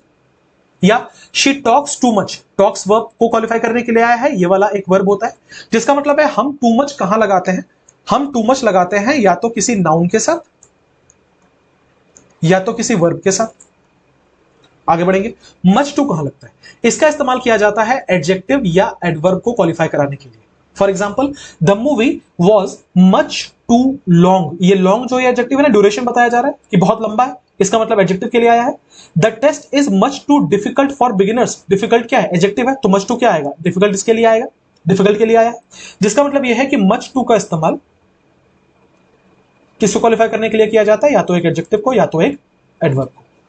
ये बात समझ में आ रही है? मैंने आपको याद रखने का तरीका भी बताया था कि टू मच पेन बहुत ज्यादा दर्द, and much too painful, painful जो होता है ये एडजेक्टिव होता है, ऐसे याद रख लेना कि too much pain and much too painful, बहुत ज्यादा दर्द या बहुत ज्यादा दर्द से भरा हुआ। सो टू मच के साथ पेयर लिखा गया, ये टू मच के साथ नाउन या वर्ब होता है, मच टू के साथ एडजेक्टिव होता है। अब हमने ये डिसाइड करना है कि ये सेंटेंस सही है कि गलत है, चेक कर लो। लिखा हुआ है मच टू हैवी। जब हम लिखते हैं मच टू हैवी, हैवी क्या होता है? भारी। भारी क्या होगा? एडजेक्टिव। मेरे बोलने में मत जाना, बार बार बोलता हूं। एक फ्रेज बना लो, क्या बोल देंगे? हैवी वेट, ठीक है। या बोल देते हैं हिज अ हैवी मैन, बड़ा भारी इंसान है। मैन क्या होगा? नाउन, तो हैवी क्या होगा? एडजेक्टिव। इसका मतलब ये क्या है? एडजेक्टिव। हमने भी क्या पढ़ा था? एडजेक्टिव के लिए आएगा कौन सा? Much too, much too painful, है ना। तो मच टू तो बिल्कुल ठीक है, तो फिर आंसर क्या बचेगा? नो एरर, कहीं कोई एरर नहीं। Next, someone they don't know who knocked eight their door in midnight. किसी ने, उन्हें नहीं पता कि कौन, दे डोंट नो हु, ठीक है, नॉक्ड एट देयर डोर, उन्हें नहीं पता कि किसने उनका दरवाजा खटखटाया इन मिडनाइट, रात को। देखो लिखा हुआ है समवन, अच्छा ये रूल आपको मैं याद करवा दूं, someone, no one, anyone, somebody, nobody, ये सारे के सारे सिंगुलर वर्ब लेते हैं। समवन का वर्ब यहां पे कौन है? नॉक्ड। अब देखो ये तो V2 में, तो इसका तो सिंगुलर प्लूरल बराबर है, कोई फायदा नहीं हुआ। अच्छा ये दे डोंट नो हु क्या है? ये इस सेंटेंस में समवन को क्वालिफाई करने के लिए एडजेक्टिव क्लॉज लिखा हुआ है कि कोई आया, कौन आया नहीं पता, तो लिखा हुआ है they don't know who. Actually पूरा सेंटेंस था they don't know who did, ठीक है, पर यहां पे डिड अंडरस्टूड है, तो क्या लिखा हुआ है? दे, उसके लिए हेल्पिंग वर्ब आया है डोंट, उसके लिए मेन वर्ब आया है नो, ठीक है। हु जो है वो इसका एज एन ऑब्जेक्ट क्लॉज था, जो था हु डिड, ठीक है, यहां डिड अंडरस्टूड। तो क्या लिखा हुआ है? Someone they don't know who, यहां तक तो कोई एरर नहीं है। नॉक्ड एट, जिन बच्चों को नहीं पता नॉक अपने बाद एट लेता है, नॉक एट द डोर होता है, सो नॉक्ड एट बिल्कुल ठीक है। देयर डोर इन मिडनाइट, भैया इन मिडनाइट नहीं होता, नोट कर लेना, एट मिडनाइट होता है, आपने पढ़ा होगा एट नून, एट मिडनाइट, तो यहां लिखा होता है इन मिडनाइट, बड़ा ही आसान प्रेपोजिशन का एरर था, एट मिडनाइट होना चाहिए। अगला seldom if ever, seldom if ever मतलब होता है ना के बराबर। एक और क्लॉज, एक इसी के फ्रेज होता है सेल्डम और नेवर, नोट कर लेना, दोनों का मतलब होता है ना के बराबर, विच मीन्स नेग्लिजिबल, ठीक है। लिखा है seldom if ever nature does operate in closed end separate compartments. लिखा है ना के बराबर ही नेचर जो है वो बंद और अलग कंपार्टमेंट्स में ऑपरेट करती है। लिखा है सेल्डम इफ एवर, ये तो ठीक है, नेचर डज ऑपरेट, लिखा हुआ है नेचर डज ऑपरेट। ऐसे क्वेश्चंस ऑलरेडी मैंने एक्सप्लेन किया है, ध्यान से मेरी बात को सुनना। ये जो डज ऑपरेट लिखा हुआ है ये ऑपरेट्स भी तो हो सकता था, नेचर सिंगुलर था, उसके लिए V5 चाहिए था, तो एक V5 ये हुआ, दूसरा V5 ये हुआ। हम ये डज को उठा के ऑपरेट से अलग करके कब लिखते हैं? तीन सिचुएशंस में, या तो सेंटेंस नेगेटिव हो, या तो सेंटेंस इंटरोगेटिव हो, या तो सेंटेंस एम्फसाइज करने के लिए यूज किया जाए। क्या इन तीनों चीजों में से कुछ यहां पे था, लिखने की जगह का मैं क्लियर कर रहा हूं इसको मैं, क्या इन तीनों में से कुछ था? मैं क्या कहना चाह रहा हूं मैं समझा रहा हूं, देखो मैं कह रहा हूं कि he eats mango, simple sentence. अब मैं आपको बोलूं कि इस सेंटेंस को डज वाले फॉर्म में तोड़ो, तो हम तीन ही तरीके से तोड़ सकते हैं। या तो हम इसको बोलें कि he does not eat mango, या तो हम इसको बोलें कि डज ही ईट मैंगो, या फिर हम एम्फसाइज करने के लिए लिखे ही डज ईट मैंगो। कहने का मतलब यह है कि या तो सेंटेंस नेगेटिव होगा, देख लो, या तो सेंटेंस इंट्रोगेटिव होगा, तब डज निकल के बाहर आ जाएगा इससे, और तीसरा जब आप जोर डाल के लिखोगे, जैसे मान लो कि मैं किसी बच्चे को आम दे रहा हूं, ठीक है, और उसके फादर साहब ने कहा कह रहे ये आम नहीं खाता, पर उसकी मां ने कहा नहीं ये खाता है। अब दोनों हस्बैंड वाइफ में झगड़ा होने लगा कि मेरा बेटा आम खाता है कि नहीं खाता, और मां बार बार स्ट्रेस देके बोले कि तुम तो घर पे रहते नहीं हो, तुम्हें क्या पता, हमारा बच्चा आम खाता है, जोर देके बोल रही, कह रहे नहीं नहीं वो खाता है। ऐसे केस में जब आप एम्फसाइज करते हो ना, ये डज ऑटोमेटिकली निकल के इससे बाहर आ जाता है, ठीक है, और ये क्या हो जाता है? Does eat. फॉर एग्जाम्पल मान लो कि मेरे दादाजी का देहांत हो गया, ठीक है, और मैं बोल रहा हूं कि कहीं पे कि अब मैं आपको मैंने एक सेंटेंस बोला कि I talk to my grandfather, मैं अपने दादाजी से बात करता हूं। आप बोलोगे सर कौन सी बड़ी बात है, सब बात करते हैं अपने दादाजी से। मैंने बोला नहीं मेरे दादाजी अब इस दुनिया में नहीं है। अब आपकी हालत खराब हुई कि ये आत्माओं से बात करता है। आपने बोला सर क्या फेंक रहे हो, झूठी बात है। मैंने बोला अरे नहीं नहीं मैं बात करता हूं अपने दादाजी से। तो जहां पे मैं पहले कह रहा था कि I talk to my grandfather ना, जैसे मैंने बोला अरे नहीं नहीं मैं करता हूं, तो हो जाएगा I do talk to my grandfather. ये डू निकल के बाहर क्यों आया? क्योंकि मैं जोर देके बोलना चाह रहा था, मैं एम्फसाइज करके बोलना चाह रहा था। यही तीन ऐसी जगह है जहां पे डू, डज और डिड निकल के बाहर आ जाता है, V1 V2 और V5 से रिस्पेक्टिवली। बात समझ में आ रही है? क्या इस सेंटेंस को हम नेगेटिव सेंटेंस बोल सकते हैं? क्या कहीं पे नॉट लिखा हुआ था कि नेचर ऑपरेट नहीं करती? नहीं नहीं, यहां लिखा था नेचर ऑपरेट करती है, इसका मतलब नेगेटिव वाला चीज तो यहां अप्लाई नहीं होगा, तो डज को बाहर निकालने का कोई लॉजिक नहीं है। क्या ये इंट्रोगेटिव था, कोई सवाल था? नहीं, कोई सवाल भी नहीं था। क्या यहां जोर देके बोला गया था, कह रहे तुम्हें भरोसा नहीं है, ऐसा कहीं लिखा होता यू वोंट बिलीव बट, तुम्हें भरोसा नहीं होगा लेकिन नेचर ऐसा करती है? क्या जोर दिया गया था? नहीं, जोर भी नहीं दिया गया था। तो जब इन तीनों में से कोई कंडीशन नहीं है, फिर हम डज को शौकिया बाहर कर लेंगे क्या यहां से? अपने मन से तो नहीं कर सकते ना साहब। अगर अपने मन से नहीं कर सकते तो आंसर क्या होगा? Seldom if ever nature operates. Does operate नहीं होगा, क्या होगा, operates. Seldom if ever nature operates in closed end separate compartments. क्या ये चीज क्लियर है आपको? क्या समझ पाए हैं आप इस सेंटेंस को अच्छे से? डाउट होगा तो पूछ लेना। 727 लिखा है Mohan left on the opportunity that came his way. Mohan यहां का सब्जेक्ट है, लेफ्ट ऑन एक फ्रेजल वर्ब है, बताऊंगा इसके बारे में। द अपॉर्चुनिटी यहां का ऑब्जेक्ट है, दैट एक रिलेटिव क्लॉज है, दैट केम हिज वे जो उसके रास्ते पर आया, जो अपॉर्चुनिटी को क्वालिफाई करने के लिए आया है ये कि अपॉर्चुनिटी जो उसके रास्ते पर आया। अच्छा, यहां पे एक वर्ड यूज किया गया लीप। लीप का मतलब होता है किसी चीज को के ऊपर छलांग लगाना, मतलब होता है ना कि अपॉर्चुनिटी है उसने दबोच लिया, बिल्कुल उसके लिए यहां पे यूज किया जा रहा है। लेकिन प्रॉब्लम यह है कि लीप अपने साथ एट लेता है, ये एक फिक्स प्रपोजिशन है। तो लिखा हुआ था Mohan left on the opportunity, ये नहीं होगा साहब, होना चाहिए Mohan left at the opportunity. Answer है ऑप्शन नंबर ए। यहां पे लेफ्ट, सॉरी क्या लिख रहा हूं मैं, option number B not A, on के जगह पे एट होगा। क्लियर है क्या? आगे बढ़े 728 लिखा water contamination has become more serious since chemists have begun to use new substances. लिखा है कि वाटर कंटेमिनेशन जो है, पानी को लेकर जो अशुद्धि है, हैज बिकम, हैज के साथ V3 होता है, बिकम का V3 भी बिकम ही होता है, कोई एरर नहीं है।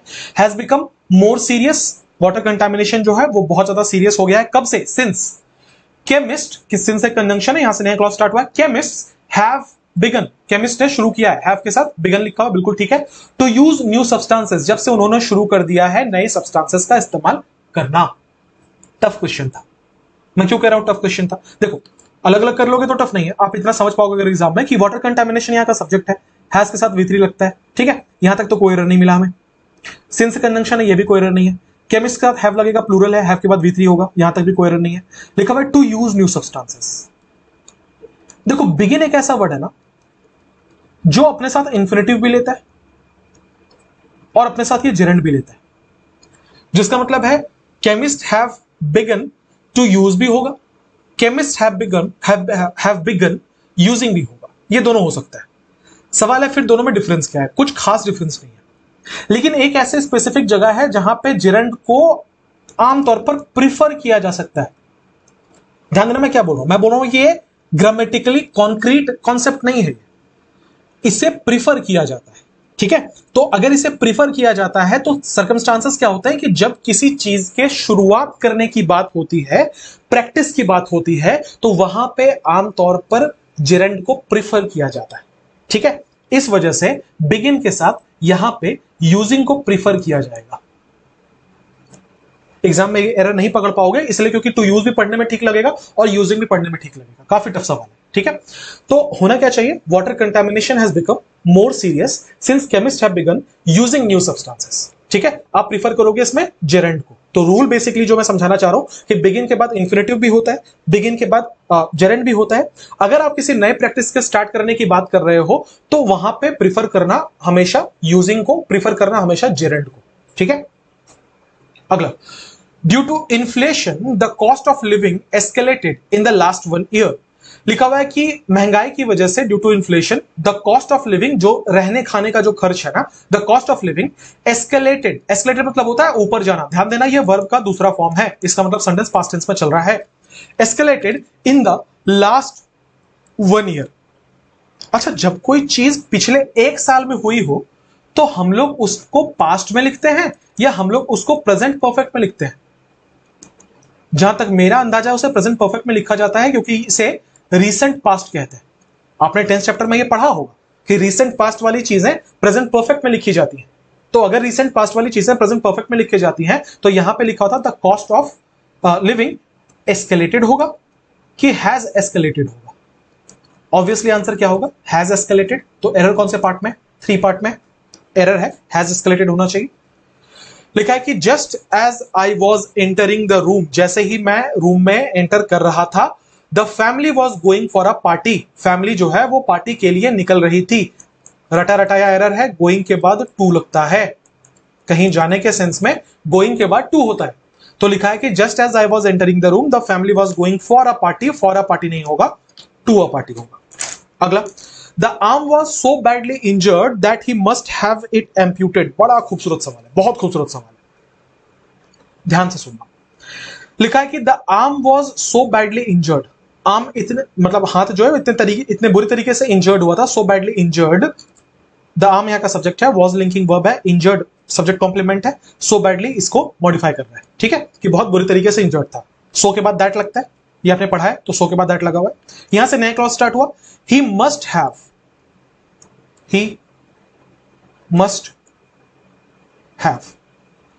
इट एम्प्यूटेटेड, ठीक है। इस पे बाद में आएंगे, पहले ये वाली बात समझना, पहले इसे समझा रहा हूं। दो सेंटेंस लिख रहा हूं, ध्यान से देखना। ही must have a car, he must have called you. ये दोनों सेंटेंस में जरा डिफरेंस समझने की कोशिश करिएगा। ही दोनों में सब्जेक्ट है, मस्ट मॉडल है, मस्ट के बाद यहां पे हैव लिखा हुआ है, हैव यहां का मेन वर्ब है। ऐसा मैं क्यों बोल, क्योंकि इसके अलावा कोई वर्ब दिख रहा है क्या? नहीं दिख रहा।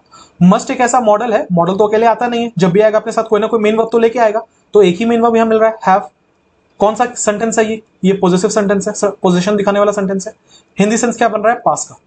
तो मैं क्या बोल रहा हूं, ही मस्ट हैव अ कार, मतलब उसके पास एक कार होनी चाहिए, ये पास वाला सेंस है। जरा इस सेंटेंस को देखना।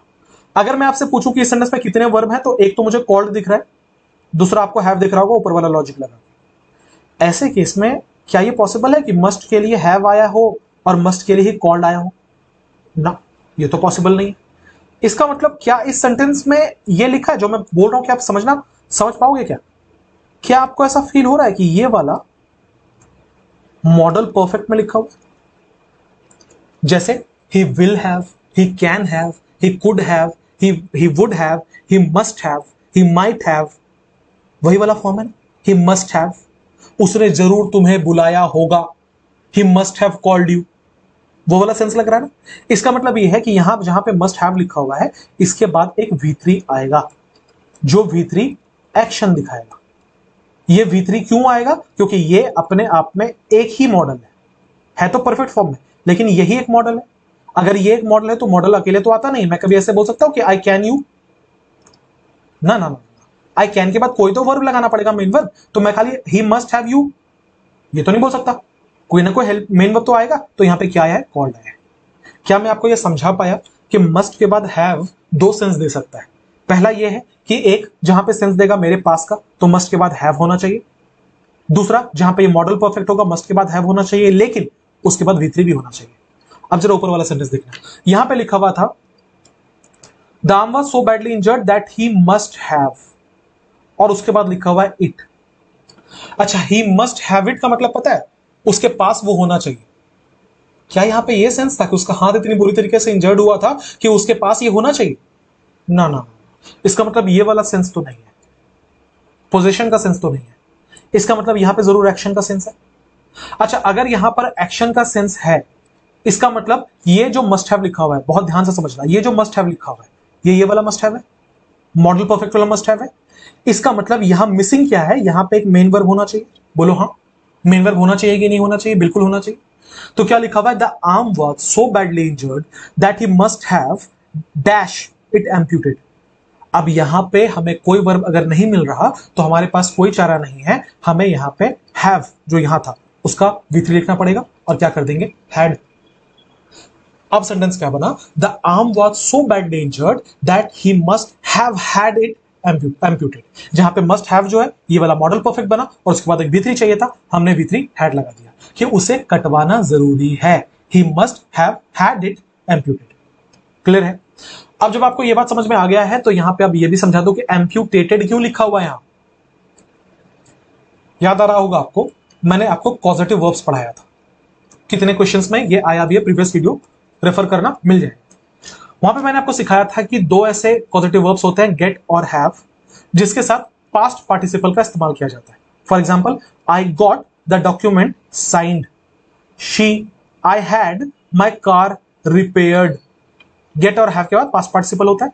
मेक, लेट और हेल्प के बाद बेस फॉर्म होता है। याद आ रहा है? She made him clean the garage, he let him use his computer, she help me solve the problem. याद आ रहा है? अगर मैंने यहां पे मस्ट हैव के बाद हैड लगा दिया, तो बताओ हैड ये वाला फॉर्म होगा कि नहीं होगा? तो आगे V3 आना चाहिए कि नहीं आना चाहिए? तो देखो यहाँ पे V3 आया है कि नहीं आया है। तो ये जो एम्प्यूटेटेड आया है ना, ये पॉजिटिव वर्ब होने की वजह से आया है। कौन सा वर्ब पॉजिटिव वर्ब था? जो हमने हैड लगाया था वो वाला यहाँ पे पॉजिटिव वर्ब का काम कर रहा था। क्लियर है क्या? 732 लिखा हुआ, you need not tell a lie when the जज asked you where you were when the crime was committed. मैं पानी लेना भूल गया, चलो कोई नहीं। लिखा, you need not tell a lie when the जज asked you where you were when the crime was committed. तुम्हें झूठ बोलने की जरूरत नहीं थी जब जज ने तुमसे पूछा कि तुम कहां थे जब क्राइम कमिट किया गया। लिखा, you need not tell a lie. आपने पढ़ा होगा नीड नॉट और डेयर नॉट को। ये दोनों नीड और डेयर का एक फीचर है जो सवाल जिससे एसएससी बहुत पूछती है, वो ये है कि ये ना सेमी मॉडल्स होते हैं, जिसका मतलब ये मॉडल्स का भी काम कर लेते हैं और ये मेन वर्ब का भी काम कर लेते हैं। इन दोनों मॉडल्स की खासियत ये है कि ये मॉडल का भी काम कर लेते हैं और ये मेन वर्ब का भी काम कर लेते हैं। कहां पे कैसे होगा, कहां पे कैसे यूज होता है, ये समझने वाली बात है। पहली चीज ये है कि जब ये मॉडल जैसा काम करेंगे, बहुत ही आसान है समझने की कोशिश करना। जब ये मॉडल जैसा काम करेंगे तो मॉडल का मतलब मैंने क्या बोला, अभी मैंने थोड़ी देर पहले लिखा था कि आई कैन यू नहीं हो सकता। क्यों नहीं हो सकता? क्योंकि कैन एक मॉडल है और मॉडल के साथ एक तकलीफ यह है कि आप किसी भी सेंटेंस में मॉडल लिखो तो आपको उसके बाद कोई ना कोई बेस फॉर्म लिखना ही पड़ता है, वरना मॉडल कंप्लीट ही नहीं होगा, सेंटेंस कंप्लीट ही नहीं होगा। तो जहां पे नीड और dare as a model use किया जाता है, एक तो वो नीड नॉट लिखा जाएगा और डेयर नॉट लिखा जाएगा। More often than not need के आगे नॉट लगा के उसको मॉडल बनाया जाता है और डेयर के आगे नॉट लगा के उसको मॉडल बनाया जाता है। इसको पहचानने का तरीका यह होता है कि हमेशा इसके साथ कोई ना कोई मेन वर्ब आएगा और वो मेन वर्ब बेस फॉर्म में होगा। मैं क्या कह रहा हूं, जहां पे भी नीड नॉट को, डेयर नॉट को या नीड और डेयर को एज अ मॉडल यूज किया जाता है, as a helping verb use किया जाता है, उसके साथ कोई ना कोई मेन वर्ब जरूर आएगा और वो मेन वर्ब हमेशा बेस फॉर्म में होगा। तो देखो लिखा हुआ यहां पे, you need not worry, you he dare not speak. पहचान जाओगे सेंटेंस देख के? अच्छा, अब है कि इसको अगर मेन वर्ब की तरह यूज करें तो भैया मेन वर्ब की तरह यूज करोगे तो सारे मेन वर्ब वाले फीचर लेगा, मतलब इसका V2 भी बनेगा, V3 भी बनेगा, V4 भी बनेगा, V5 भी बनेगा। तो नीड का नीड्स भी बनेगा, नीडेड भी बनेगा, नीडिंग भी बनेगा, सब कुछ बनेगा। तो देखो क्या लिखा हुआ है, she needs to, she dares to, जबकि यहां देखो ही डेयर लिखा हुआ था, डेयर्स नहीं लिखा हुआ था। समझना इस बात को, ही के साथ यहां डेयर लिखा हुआ था क्योंकि एक मॉडल था। कभी आपने ही कैन्स बोला है क्या? नहीं ना, कैन ही रहेगा ना। तो मॉडल को थोड़ा ना चेंज कर सकते हैं। यहां पे ये मॉडल जैसा आ रहा था इसलिए इसके आगे एस नहीं लगा। यहां पे ये मेन वर्ब जैसा आ रहा था, इसके आगे एस लगा। आप बोलोगे सर कैसे पता चलेगा? बहुत आसान है, चेक करो इसके आगे कोई मेन वर्ब है क्या। ही डेयर नॉट स्पीक, क्या ये मेन वर्ब बेस फॉर्म में है? हाँ जी बेस फॉर्म में, मतलब मेन वर्ब होना चाहिए, बेस फॉर्म में होना चाहिए। तो ये एज अ मॉडल यूज हो रहा है और इसके साथ नॉट लगेगा। सो ही डेयर नॉट स्पीक हो गया। अच्छा, इसमें देखना इसके आगे कोई मेन वर्ब आ रहा है क्या? मेन वर्ब तो आ रहा है लेकिन उसके पहले टू लगा हुआ है, इसका मतलब ये वाला तो इन्फिनेटिव है, ये तो मेन वर्ब काउंट ही नहीं हो रहा, ये वाला तो इन्फिनेटिव है। देखना इसके आगे कोई मेन वर्ब लगा हुआ है क्या? है लगा हुआ सबमिट, लेकिन इसके आगे टू लगा हुआ है, इसका मतलब ये इन्फिनेटिव है, फिर तो ये मेन वर्ब काउंट ही नहीं हो रहा। तो कितना आसान हो गया। अगर आप नीड और डेयर को मॉडल जैसा यूज करोगे तो इसके साथ एक बेस फॉर्म लगेगा, दूसरा नॉट का इस्तेमाल होगा, so need not dare not होगा। जब आप इसको as a main verb use करोगे तो इसके आगे इन्फिनेटिव लगेगा। As simple as that. आ जाओ सवाल पे, क्या लिखा हुआ था, यू नीड नॉट, देखना you need not tell a lie लिखा हुआ, you need not tell a lie. इसका मतलब यहां पे ये जो नीड नॉट टेल लिखा हुआ है, ये need not as a model use किया हुआ और टेल उसके आगे बेस फॉर्म है, बेस फॉर्म है। ये बहुत इंपॉर्टेंट है कि इस सेंटेंस में ये नीड नॉट मॉडल जैसा यूज हो रहा है। मैं उम्मीद करके चल रहा हूं आपको ये बात समझ में आ गई है। अब क्या लिखा हुआ है, you need not tell a lie, तुम्हें झूठ बोलने की जरूरत नहीं थी। कब? व्हेन द जज आस्क्ड यू, जब जज ने आपसे पूछा। प्लीज मार्क कीजिएगा यहां पे आस्क्ड लिखा हुआ है which is past tense. Where you were लिखा हुआ है which is past tense. When the crime was committed, was लिखा हुआ विच इज पास्ट टेंस। इसका मतलब यह है साहब कि पूरा का पूरा सेंटेंस जो था वो पास्ट टेंस में था। अब जब पास्ट टेंस में था कि जब तुमसे जज ने पूछा पहले, तो तुम्हें झूठ बोलने की जरूरत नहीं थी पहले, तो ये वाला सेंटेंस भी तो पास्ट टेंस में होना चाहिए था। लेकिन इसको पास्ट टेंस में करने के लिए आप क्या कर सकते हो? खुद सोचो क्या कर सकते हैं।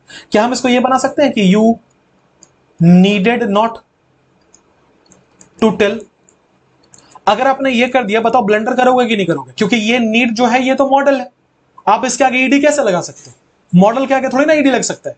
कैन का फिक्स्ड पास्ट वाला मॉडल है नीडेड, सॉरी कैन का कुड, मेक अ माइट, लेकिन नीड का कुछ फिक्स्ड है क्या? नीडेड। आप जब इसका फॉर्म में चेंज करने लगो फिर तो आप इसको as a main verb count कर रहे हो, जबकि अभी हमने यहां देखा था कि यहां पे शी के साथ डेयर्स हुआ था लेकिन ही के साथ डेयर नहीं हुआ था। क्यों नहीं हुआ था? क्योंकि यहां पे एक मॉडल था, तो इसके साथ V1 V2 V3 वाली बात नहीं चलती। तो यहां पे भी हम कैसे इसको V2 बना देंगे नीडेड? इसका मतलब एरर कौन से पार्ट में है? फर्स्ट पार्ट में। हमें इसको पास्ट में करना था पर ये पास्ट में जाएगा ही नहीं। ऐसे केस में हम इसमें थोड़े से फंडामेंटल चेंजेस करने पड़ेंगे। हमें क्या करना पड़ेगा? हमें इसको as a main verb use करना पड़ेगा। मेन वर्ब यूज करेंगे तो क्या करेंगे हम देख लो। क्या हम इसको ऐसे लिखें? You did not need to tell. अगर हमने ये कर दिया, फंडामेंटल चेंजेस कर दिया, देखो तो क्या फायदा हुआ इससे। यहां पे हमने नीड को as a main verb use किया है। मैं कैसे कह रहा हूं? इसके बाद इंफिनिटिव आया है, लिखा था यहां पे देखो। मेन वर्ब जैसा यूज होगा इसके बाद इंफिनिटिव आएगा। देखो इंफिनिटिव आया है कि नहीं आया। तो हमने क्या किया, इसको एज अ जहां पे मॉडल था उसको बड़ा स्मार्टली हमने इसको मेन वर्ब बना दिया।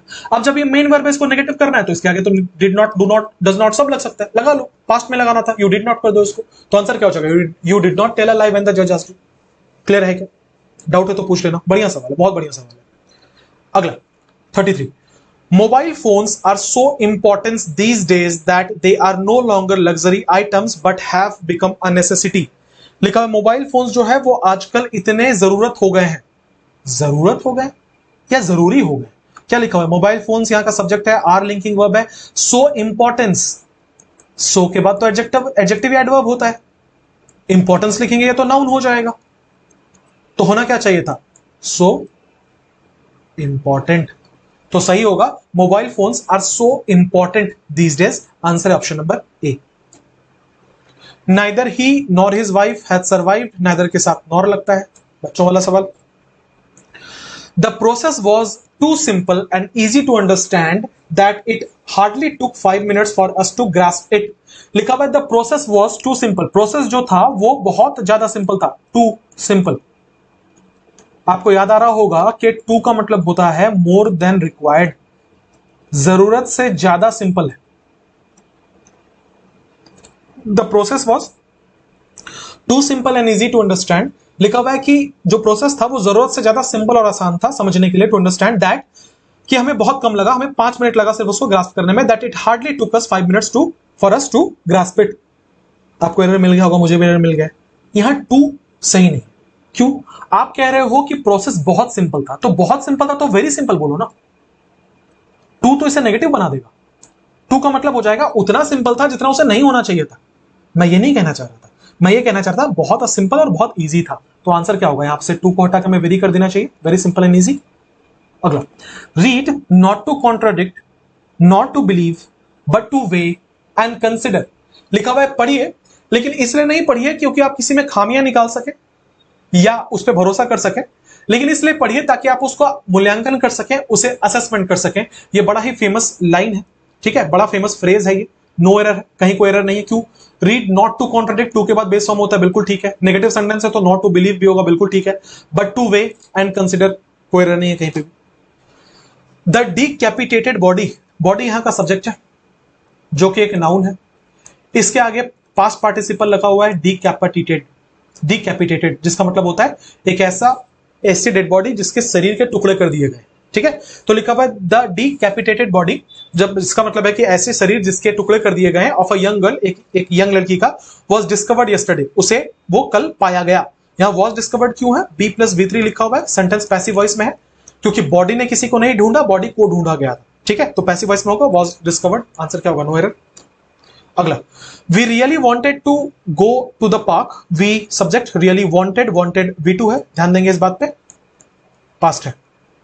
टू के बाद बेस फॉर्म, बिल्कुल ठीक है। We really wanted to go to the park, हमें पार्क जाने का बहुत मन था, but conjunction we were told, were लिखा हुआ है, पास्ट है। वर के बाद V3 है जिसका मतलब पैसिव वॉइस में है, कि हमने किसी से नहीं कहा, हमसे ही कहा गया था। We were told not to go, बिल्कुल ठीक है। Out if it rain, if it rain, मिल गया एरर, गलत है। क्यों? अगर आप इसको प्रेजेंट टेंस में भी रखना चाहते हो फिर भी इट के साथ रेन कैसे होगा? इट तो सिंगुलर है, तो रेन को भी तो सिंगुलर करना पड़ेगा। तो प्रेजेंट टेंस में भी रखते तो रेन्स करना पड़ता, हालांकि प्रेजेंट टेंस में होगा नहीं है। होना क्या चाहिए था? पास्ट टेंस में होना चाहिए था। तो यहां लिखा हुआ है रेन, क्या होना चाहिए था? रेन होना चाहिए था। बोलो समझ पाए क्या? आगे बढ़ेंगे। लिखा हुआ it has been said that history is the essence of innumerable biography. लिखा हुआ है कि ऐसा कहा जाता है कि इतिहास जो है वो बहुत सारे कहानियों का अनगिनत, इन्यूमरेबल मतलब अनगिनत, अनगिनत कहानियों का एक एसेंस है। तो लिखा हुआ इट हैज बीन सेड, ये तो बिल्कुल ठीक है, फ्रेज यूज किया जाता है, ऐसा कहा जा रहा है that history is the essence, history के लिए सिंगुलर इज आएगा, बिल्कुल ठीक है, is the essence of innumerable biography. अच्छा, इन्यूमरेबल मतलब एक होता है क्या? अगर मैं कह रहा हूं अनगिनत, तो अनगिनत कहानी होगा या अनगिनत कहानियां होगा? ऑब्वियसली कहानियां होगा। इसका मतलब हम यहां पे प्लूरल से डील कर रहे हैं, तो बायोग्राफी होगा या बायोग्राफीज होगा? बायोग्राफीज होना चाहिए। The international day against drug abuse, जो इंटरनेशनल डे मनाया जाता है किसके खिलाफ? ड्रग अब्यूज के खिलाफ। एंड इलिसिट ट्रैफिकिंग्स, ट्रैफिकिंग, ट्रैफिकिंग एक अनकाउंटेबल नाउन है, जिसका मतलब होता है एक ऐसा प्रोसेस जिसमें इंसानी शरीर को बेचा जाता है, मतलब लोगों को बेचा जाता है, महिलाओं को बेचा जाता है, बच्चों को बेचा जाता है, उसको ट्रैफिकिंग कहते हैं। ये एक प्रोसेस का नाम है। अब बताओ, अगर ये एक अनकाउंटेबल नाउन है तो ट्रैफिकिंग कैसे किया? यहां पे एरर है या नहीं है? 100% एरर। क्या होना चाहिए था? ट्रैफिकिंग होना चाहिए था। ठीक है, आगे लिखा होता है इज ऑब्जर्व्ड, इज बी का फॉर्म है, उसके साथ B3 है। मनाया जाना, इज ऑब्जर्व्ड, ऐसा इसलिए क्योंकि इंटरनेशनल डे किसी को नहीं मनाता, इंटरनेशनल डे को मनाया जाता है। तो जो हमारा सब्जेक्ट है इंटरनेशनल डे, वो यहां का रिसीवर है, डूअर नहीं है, तो B+B3 होगा, इज ऑब्जर्व्ड होगा, बिल्कुल सही है। दिन के पहले ऑन लगता है, बिल्कुल सही है। आंसर होगा यहां पे ट्रैफिकिंग की जगह पे ट्रैफिकिंग होना चाहिए। लिखा है कि if man makes proper use of his time, if man, man singular है, मेक्स सिंगुलर था तो मेक्स लगा, बिल्कुल ठीक है।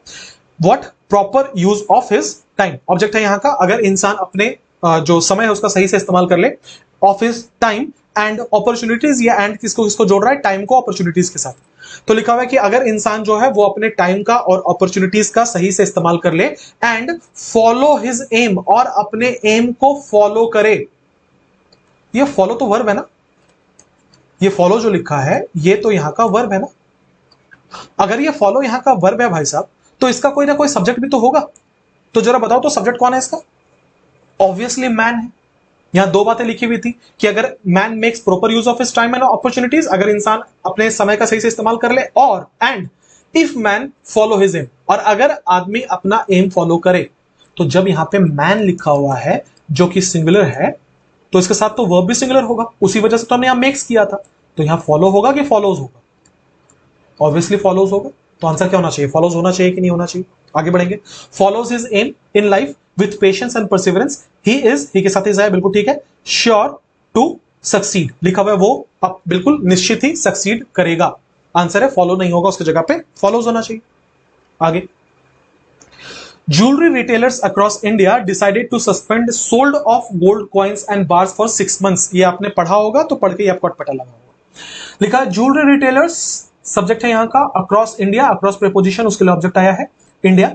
डिसाइडेड वर्ब है, सब्जेक्ट था retailers. Decided, decided what? To suspend, to के बाद V1, टू सस्पेंड व्हाट? यहां हमें सस्पेंड का ऑब्जेक्ट चाहिए था। क्या लिखा हुआ है? सोल्ड। सोल्ड तो वर्ब होता है, इसका बेस फॉर्म होता है सेल, पास्ट होता है सोल्ड। भैया हमें जब कोई ऑब्जेक्ट चाहिए तो ऑब्जेक्ट तो या तो नाउन होगा या तो प्रोनाउन होगा ना। इसका मतलब हमें तो यहां पे कोई नाउन चाहिए था। क्या लिखा हुआ है? सोल्ड लिखा हुआ है, तो सोल्ड नहीं होना चाहिए था, सेल होना चाहिए था। सही फॉर्म यह है, jewellery retailers across India decided to suspend sale of gold coins.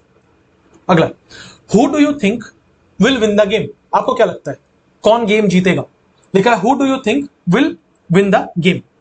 अच्छा, लिखा है हु डू यू थिंक, ये पूरा का पूरा यहां का सब्जेक्ट है, नाउन क्लॉज है ये। विल विन, विल के बाद बेस फॉर्म, बिल्कुल ठीक है। Win the, win what? Win the game. देखो ये वाला है हेल्पिंग वर्ब, ये वाला है मेन वर्ब, ये वाला है ऑब्जेक्ट। सब्जेक्ट कौन है? सब्जेक्ट ये पूरा का पूरा नाउन क्लॉज जो है यही यहां का सब्जेक्ट है। पूरा का पूरा जो नाउन क्लॉज है ये यहां का सब्जेक्ट है। Who do you think will win the game, आपको क्या लगता है कौन जो है वो गेम जीतेगा? अब ध्यान से मेरी बात को सुनेंगे। ये जो पूरा का पूरा जिसे हम यहां पे सब्जेक्ट बोल रहे हैं, ठीक है, इसमें हु के साथ लगा हुआ है डू यू थिंक। तो यू यहां का सब्जेक्ट था, उसके लिए क्या हेल्पिंग वर्ब आया था? डू। चूंकि इंट्रोगेटिव है तो हेल्पिंग वर्ब पहले आया है, सब्जेक्ट बाद में आया। तो ये सब्जेक्ट था, उसके लिए डू आया था। फिर इसका बेस फॉर्म क्या, मेन वर्ब क्या लिखा हुआ था? थिंक, क्योंकि डू, डज और डिड, डू, डज और डिड अपने साथ हमेशा बेस फॉर्म ऑफ वर्ब लेते हैं। तो यहां पे थिंक लिखा हुआ है, इसमें कोई एरर नहीं, यहां तक कोई एरर नहीं है। विल के बाद बेस फॉर्म होना चाहिए, कोई एरर नहीं है। द गेम ऑब्जेक्ट कोई एरर नहीं। आंसर क्या होगा? No error. मैंने इतना खोल के इसलिए बताया क्योंकि आप कंफ्यूज हो सकते थे कि ये डू भी है, विल भी है, किसके लिए कौन सा सब्जेक्ट है, कौन सा हेल्पिंग वर्ब है। अगला, my cousin can not understand why his teacher says that the earth move round the sun. लिखा हुआ है my cousin can not understand. My cousin यहाँ का सब्जेक्ट है, कैन नॉट मॉडल है, मॉडल के बाद बेस फॉर्म होता है, बिल्कुल ठीक है। Understand why his teacher says, लिखा है वाई, देखो यहाँ पे लास्ट में फुल स्टॉप है, इसलिए वाई के बाद भी पहले सब्जेक्ट आया है, बाद में वर्ब आया, वरना डज पहले आता, हिज टीचर बाद में आता अगर ये इंट्रोगेटिव होता, पर इंट्रोगेटिव है नहीं। लिखा हुआ है why his teacher says, his teacher subject है, सेज यहाँ का वर्ब है, that the earth move, the earth यहां का सब्जेक्ट था, लिखा हुआ है मूव, मूव होगा या मूव्स होगा? ऑब्वियसली यहां पे मूव्स होगा। क्यों? क्योंकि अर्थ सिंगुलर था सब्जेक्ट, तो यहां जो वर्ब यूज करेंगे वो भी क्या होगा? सिंगुलर होगा, तो इसका मतलब मूव्स होना चाहिए, मूव नहीं। अगला, reading is no longer popular among the youthful of today. लिखा हुआ है कि रीडिंग जो है वो पॉपुलर नहीं है, जेरेंट है, ये नाउन का काम कर रहा है इस सेंटेंस में, सब्जेक्ट है यहां का। लिखा है reading is no longer popular, reading जो है पॉपुलर नहीं है, किसके बीच में? अमंग, अमंग प्रीपोजिशन है यहां का, the youthful, among the youthful. दो बात है जिधर आपका ध्यान लेके जाना चाहूंगा। पहला ये, अमंग अगर प्रीपोजिशन है तो इसके बाद इसको कोई ना कोई ऑब्जेक्ट चाहिए होगा। ऑब्जेक्ट या तो नाउन हो सकता है या तो प्रोनाउन हो सकता है। दूसरा, आपने जब आर्टिकल द यहां पे यूज किया है तो डेफिनेटली इसके बाद कोई नाउन आना चाहिए जिसके लिए आप आर्टिकल लगा रहे हो। जबकि अगर आपने सेंटेंस को पढ़ा तो यहां लिखा है among the youthful of today. अब जब मैं कह रहा हूं among the youthful of today, तो भैया यूथफुल तो एडजेक्टिव होता है, हमें एडजेक्टिव चाहिए था कि नाउन चाहिए था? नाउन चाहिए था, ऑब्जेक्ट की रिक्वायरमेंट थी, नाउन चाहिए था, आर्टिकल द लगा हुआ था। इसका मतलब यह है कि ये यूथफुल गलत है। आप जिस वर्ड को ढूंढ रहे हो वो क्या है? वो यूथ है। यूथ क्या होता है? नाउन होता है। इसका मतलब क्या लिखेंगे हम यहाँ पे? Reading is no longer popular among the youth of today, not youthful of today. अगला, a person who sticks to one thing in spite of initial difficulties is sure to succeed in the end. लिखा है a person, subject है, who sticks to one thing, who का मतलब who relative pronoun किसके लिए आया है? Person के लिए आया है। हु का इस्तेमाल इंसानों के लिए होता है, बिल्कुल ठीक है। इसका एंटीसीडेंट कौन है? पर्सन है, ये भी बिल्कुल ठीक है। पर्सन सिंगुलर है तो उसके लिए स्टिक्स आना चाहिए, V5 आना चाहिए, बिल्कुल ठीक है, यहाँ कोई एरर नहीं है। टू वन थिंग कोई, बिल्कुल ठीक है। इन spite of initial difficulties, in spite of preposition, initial difficulties का ऑब्जेक्ट, कोई एरर नहीं है। इज श्योर टू सक्सीड, वो बिल्कुल पक्का आगे बढ़ेगा, टू के बाद बेस फॉर्म होना चाहिए, सक्सीड बेस फॉर्म है, बिल्कुल ठीक है। इन द एंड, आंसर क्या होगा? No error. अगला, व्हाट मेक पीपल एंग्री और टेंस, अगेन ये पूरा का पूरा यहां पे सब्जेक्ट है, ये पूरा का पूरा यहां पे सब्जेक्ट है। आगे क्या लिखा? व्हाट मेक पीपल एंग्री और tense is actually a mystery, is linking verb है, अ मिस्ट्री यहां का सब्जेक्ट कॉम्प्लीमेंट है। लिखा हुआ है कि लोगों को कौन सा बात नाराज करता है, किस बात से गुस्सा आता है, ये एक्चुअली एक मिस्ट्री है। Which is difficult to explain, ये विच जो है ये रिलेटिव क्लॉज स्टार्ट कर रहा है, which is difficult to explain, which का एंटीसीडेंट कौन है? मिस्ट्री। कि लोगों को क्या परेशान करता है, ये एक मिस्ट्री है जिसे समझना मुश्किल है। ये जो विच आया है ये रिलेटिव क्लॉज की शुरुआत कर रहा है। कौन सा नाउन के लिए आ रहा है रिलेटिव क्लॉज? ये मिस्ट्री के लिए आ रहा है जो इसको एक्सप्लेन कर रहा है कि which is difficult to explain. Which का एंटीसीडेंट मिस्ट्री है, मिस्ट्री सिंगुलर है, उसके लिए है, बिल्कुल ठीक है। इज लिंकिंग वर्ब है, सब्जेक्ट कॉम्प्लीमेंट डिफिकल्ट है, यहाँ पे टू एक्सप्लेन इन्फिनेटिव का काम कर रहा है, कहीं कोई एरर नहीं है, ठीक है। तो अब एक ही पोर्शन बचता है, या तो यहां पे एरर होगा या तो क्वेश्चन नो एरर होगा। लिखा व्हाट मेक पीपल एंग्री, आगे जो भी है। मेक यहां का वर्ब है, सब्जेक्ट कौन है? व्हाट। क्या हम व्हाट देख के इसके नंबर का अंदाजा लगा पाएंगे? क्या हम ये बोल पाएंगे कि व्हाट सिंगुलर है या प्लूरल है? ऑब्वियसली व्हाट सिंगुलर होता है। अगर इसके आगे कोई नंबर नहीं लिखा हुआ इसका मतलब ये सिंगुलर है। हम ये मान के चल रहे हैं कि एक ही चीज है जो गुस्सा कर रही है। इसका मतलब है अगर हम मल्टीपल चीजों के बारे में बोलते फिर बोलते what are the things that make, पर यहां तो ऐसा कुछ नहीं लिखा हो, केवल व्हाट लिखा हुआ, इसका मतलब ये सिंगुलर है। अगर हम इसे सिंगुलर मान के चल रहे हैं तो यहां का जो वर्ब होगा वो भी क्या होना चाहिए? सिंगुलर होना चाहिए। तो मेक कैसे होगा दोस्त? क्या होना चाहिए? मेक्स होना चाहिए कि नहीं? Clear? She gave me details of all the schools, उन्होंने मुझे डिटेल दिए सारे स्कूल के। शी सब्जेक्ट है, गेव वर्ब है, मी ऑब्जेक्ट है। डिटेल्स ऑफ स्कूल्स, बी एक डाई ट्रांजिटिव वर्ब है, दूसरा ऑब्जेक्ट इसका था details. She gave me the details of preposition all the schools, कोई एरर नहीं है। शी हैड विजिटेड, उसने वो जहां जहां घूमी है, कोई एरर नहीं है। While she was on an official tour, कहीं कोई एरर नहीं है। आंसर क्या होगा? No error. The doctor recommended that he should take a holiday. क्या आपको याद आ रहा है? मैंने खुद ने आपको पढ़ाया है। रिकमेंड, सजेस्ट, ये सारे के सारे वर्ड्स प्रेजेंट सब्जंक्टिव मूड के लिए इस्तेमाल किए जाते हैं। ऐसे केस में इनके साथ हमेशा बेस फॉर्म ऑफ वर्ब लगाया जाता है। तो लिखा है the doctor recommended that he should take a holiday, remove should from the sentence. ये नहीं होगा, होना चाहिए the doctor recommended that he take a holiday. 750 education is the only effective tool to help eradicate the problem of violence against women. लिखा हुआ है कि education केवल इकलौता ऐसा टूल है, एजुकेशन सिंगुलर है, उसके लिए आया, कोई एरर नहीं है। लिंकिंग वर्ब है, सब्जेक्ट कॉम्प्लीमेंट है इसका। टूल लिखा है कि केवल इफेक्टिव टूल है। टू हेल्प, टू के बाद बेस फॉर्म, बिल्कुल ठीक है। To help what? Eradicate the problem, वो मदद करे प्रॉब्लम को इरेडिकेट करने में। Of preposition, violence against preposition, women उसका ऑब्जेक्ट है, कहीं कोई एरर नहीं है। Even a fool when he holdeth his peace is counted wise. देखो ऐसे सवाल ना, जब एग्जामिनर जो है वो कुछ मस्त माल फूक के आ जाए ना, तो ऐसे सवाल सेट कर देता है। क्यों? क्योंकि आपको पता है ये ओल्ड इंग्लिश का लाइन उसने लिख दिया है। जो बिब्लिकल ओल्ड इंग्लिश है ना, उसमें होल्ड को होल्डेथ कहा जाता था, जब द को दाऊ कहा जाता था। मतलब कितने सौ साल पहले की बात है। पता नहीं क्या लॉजिक बनता है ऐसे सवाल बिठाने का। लिखा हुआ है कि even a fool when he holdeth his peace, यहां होल्डेथ नहीं होगा, इसके जगह पे होल्ड्स होगा, क्योंकि आप ही लिख रहे हो जो कि सिंगुलर, इसका वर्ब सिंगुलर होगा। लेकिन ये बच्चों को कैसे पता चलेगा? मतलब अजीब तरीके के सवाल कभी कभी सेट करती है एसएससी। तो क्या हो जाएगा? Even a fool when he holds his peace. ठीक है, किसी किसी जगह पे आपको नो एरर भी मिल जाएगा, किसी किताब में या किसी वेबसाइट पे। अगर नो एरर मिले तो समझ जाना ये ओल्ड इंग्लिश के बारे में बोला जा रहा है। मेरा नहीं ख्याल इससे सवाल कभी पूछना चाहिए। आंसर होगा होल्डेथ को हटा के होल्ड्स, क्योंकि होल्डेथ अब ऑब्सोलीट हो चुका है। सिंपल रीजन ये है। 752 Henry is a capable boy of doing anything. बच्चा बच्चा वाला सवाल। लिखा हुआ है कि Henry is a capable boy of doing. हम सब जानते हैं कैपेबल ऑफ होता है, कैपेबल बॉय ऑफ नहीं होता। तो बॉय को उठा के आगे करो, कैपेबल को उठा के पीछे करो, क्या हो जाएगा? Henry is a boy, Henry एक लड़का है। कैसा लड़का है? Capable of doing anything. ठीक है। Africa is the second largest continent. Africa जो है सेकंड लार्जेस्ट कॉन्टिनेंट है।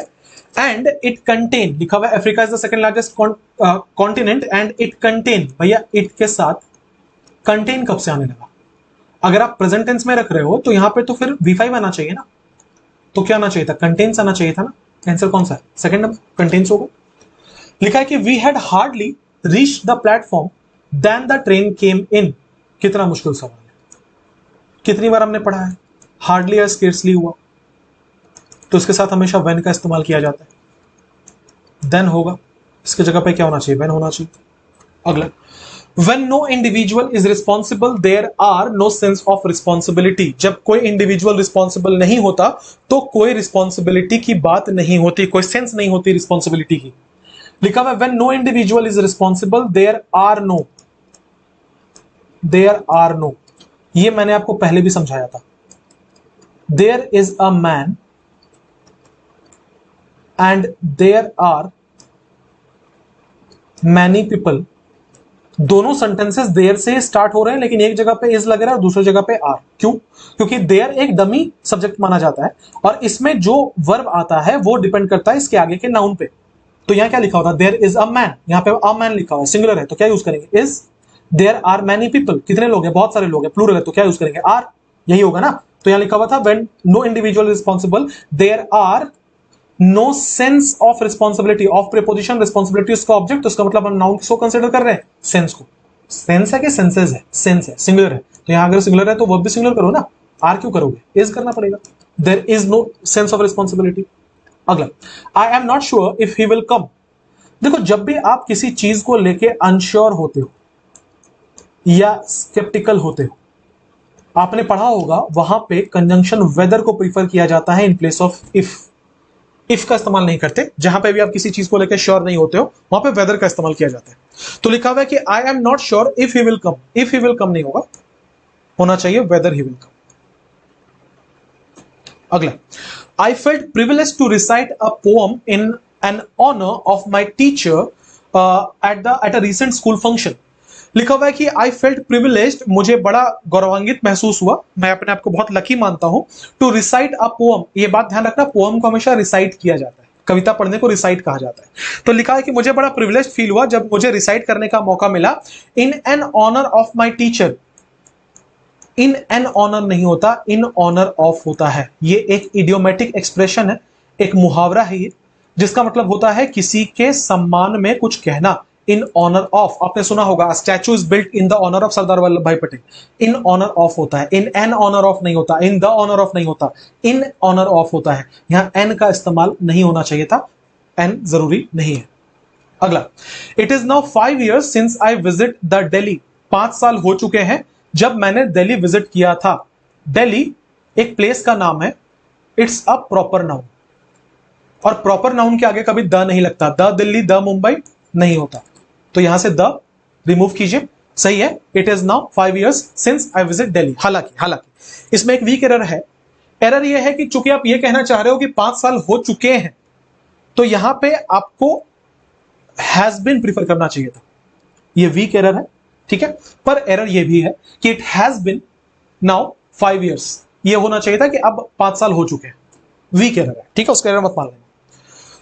Prisoners, especially long-term convict, have to suffer most from emotional starvation. लिखा कि कैदी खास करके लॉन्ग टर्म जो कन्विक्ट है, लॉन्ग टर्म कन्विक्ट का मतलब है जिन्होंने लंबे समय तक जो है वो क्या किया है, कन्विक्ट है, मतलब लंबे समय वाले जो दोषी, जिनकी जो सजा की का जो ड्यूरेशन है बहुत लंबा है, हैव टू सफर, उन्हें सफर करना पड़ता है सबसे ज्यादा इमोशनल स्टार्वेशन से, मतलब उनकी भावनाओं की कमी हो जाती है उनके अंदर। तो क्या लिखा, प्रिजनर्स हैव टू सफर। अगर मैं इस जो ये जो पोर्शन को मैं सर्कल कर रहा हूं, जो यहां का एपोजिशन वाला जो क्लॉज है, जब मैं इसको अलग रखता हूं तो क्या बन रहा है, prisoners have to suffer. Prisoners plural है, हैव उसके लिए आया है, प्लूरल है, बिल्कुल ठीक है। टू के बाद V1 होना चाहिए, लिखा हुआ है मोस्ट फ्रॉम इमोशनल स्टार्वेशन, यहां कोई एरर नहीं। पर ये जो पोर्शन लिखा हुआ ना, specially long term convict, convict का मतलब होता है दोषी। इसका काम यह है सेंटेंस में कि ये आपको बताए कि प्रिजनर्स, तो आप कौन से प्रिजनर्स की बात कर रहे हो। मैं कह रहा हूं प्रिजनर्स, कौन से प्रिजनर्स, वैसे प्रिजनर्स जो लंबे समय से दोषी। इसका मतलब we are talking about prisoners, plural की बात कर रहे हो। तो फिर जब आप प्लूरल की बात कर रहे हो तो लिखा है specially long term convict. Convict कैसे लिख रहे हो फिर, ये जो कन्विक्ट है, अगर मैं आपसे पूछूं कन्विक्ट कौन है, तो आप बोलोगे प्रिजनर्स कन्विक्ट है। तो जब प्रिजनर्स और कन्विक्ट एक ही बात है, तो ये प्रिजनर्स है प्लूरल में और कन्विक्ट है सिंगुलर में, ऐसा हो सकता है नहीं ना। आप जब इसको प्लूरल लिख रहे हो तो इसको भी प्लूरल लिखो, तो सही फॉर्म ये है कन्विक्ट नहीं होगा, इसके जगह पे कन्विक्ट्स होगा, क्योंकि दोनों सेम ही लोग हैं। अगला, this is not a worth reading book so don't read it. ये पढ़ने लायक किताब नहीं है तो इसे मत पढ़िए। आप अगर थोड़ी बहुत भी रीडिंग करते हैं तो आपको पता होगा कि ऐसे नहीं लिखा जाता, लिखा जाता है this is not a book worth reading. ये एक पढ़ने लायक किताब नहीं है। For example, he is a man worth talking, मतलब वो एक ऐसा व्यक्ति है जिससे जो बात करने लायक है, उससे बात करो बहुत कुछ सीखने को मिलेगा। तो man worth taking, this is a class worth attending, ये एक ऐसा क्लास है जो अटेंड करने लायक है। तो उसको लिखने का तरीका ये होता है कि नाउन लिखो फिर लिखो वर्थ रीडिंग या वर्थ के साथ जो भी आप लगा रहे हो। यहां तो चीजें उल्टी लिखी हुई है। यहां देखना क्या लिखा हुआ है, यहां लिखा हुआ है अ वर्थ रीडिंग बुक, गलत है ना, होना क्या चाहिए, this is not a book worth reading. Answer है ऑप्शन नंबर 2। अगला, the beautiful young girl jump in the river in a state of depression. ये यार मतलब जो पहला रूल रखते हैं बच्चे वो यही रखते हैं कि इन का इस्तेमाल किया जाता है पोजीशन के लिए और इनटू का इस्तेमाल किया जाता है मूवमेंट के लिए, है ना। तो लिखा हुआ है the beautiful young girl jumped in the river, in the river नहीं होगा, क्या होगा, इनटू द रिवर। क्लियर है। The tree is losing its leaves, पेड़ जो है वो अपने पत्ते खो रहा है। द ट्री यहां के लिए सिंगुलर है, इज हेल्पिंग वर्ब है, लूजिंग मेन वर्ब है, बिल्कुल ठीक है। आंसर क्या होगा, नो।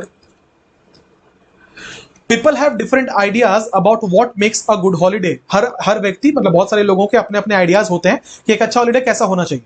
तो लिखा हुआ पीपल हैव, पीपल्स प्लूरल है उसके लिए हैव आया, बिल्कुल ठीक है। डिफरेंट आइडियाज, पीपल के अपने अपने आइडियाज होते हैं about what makes a good holiday, क्या एक अच्छा हॉलिडे बनाता है। देखना फिर से, व्हाट यहाँ पे सिंगुलर था, मैं क्या बोल रहा हूं, पहले भी ऐसा क्वेश्चन एक मिला ना, व्हाट यहाँ पे सिंगुलर था, चूंकि व्हाट यहाँ पे सिंगुलर था उसके लिए क्या वर्ब हमने यूज किया, मेक्स, सिंगुलर है, आंसर क्या होगा, नो एरर।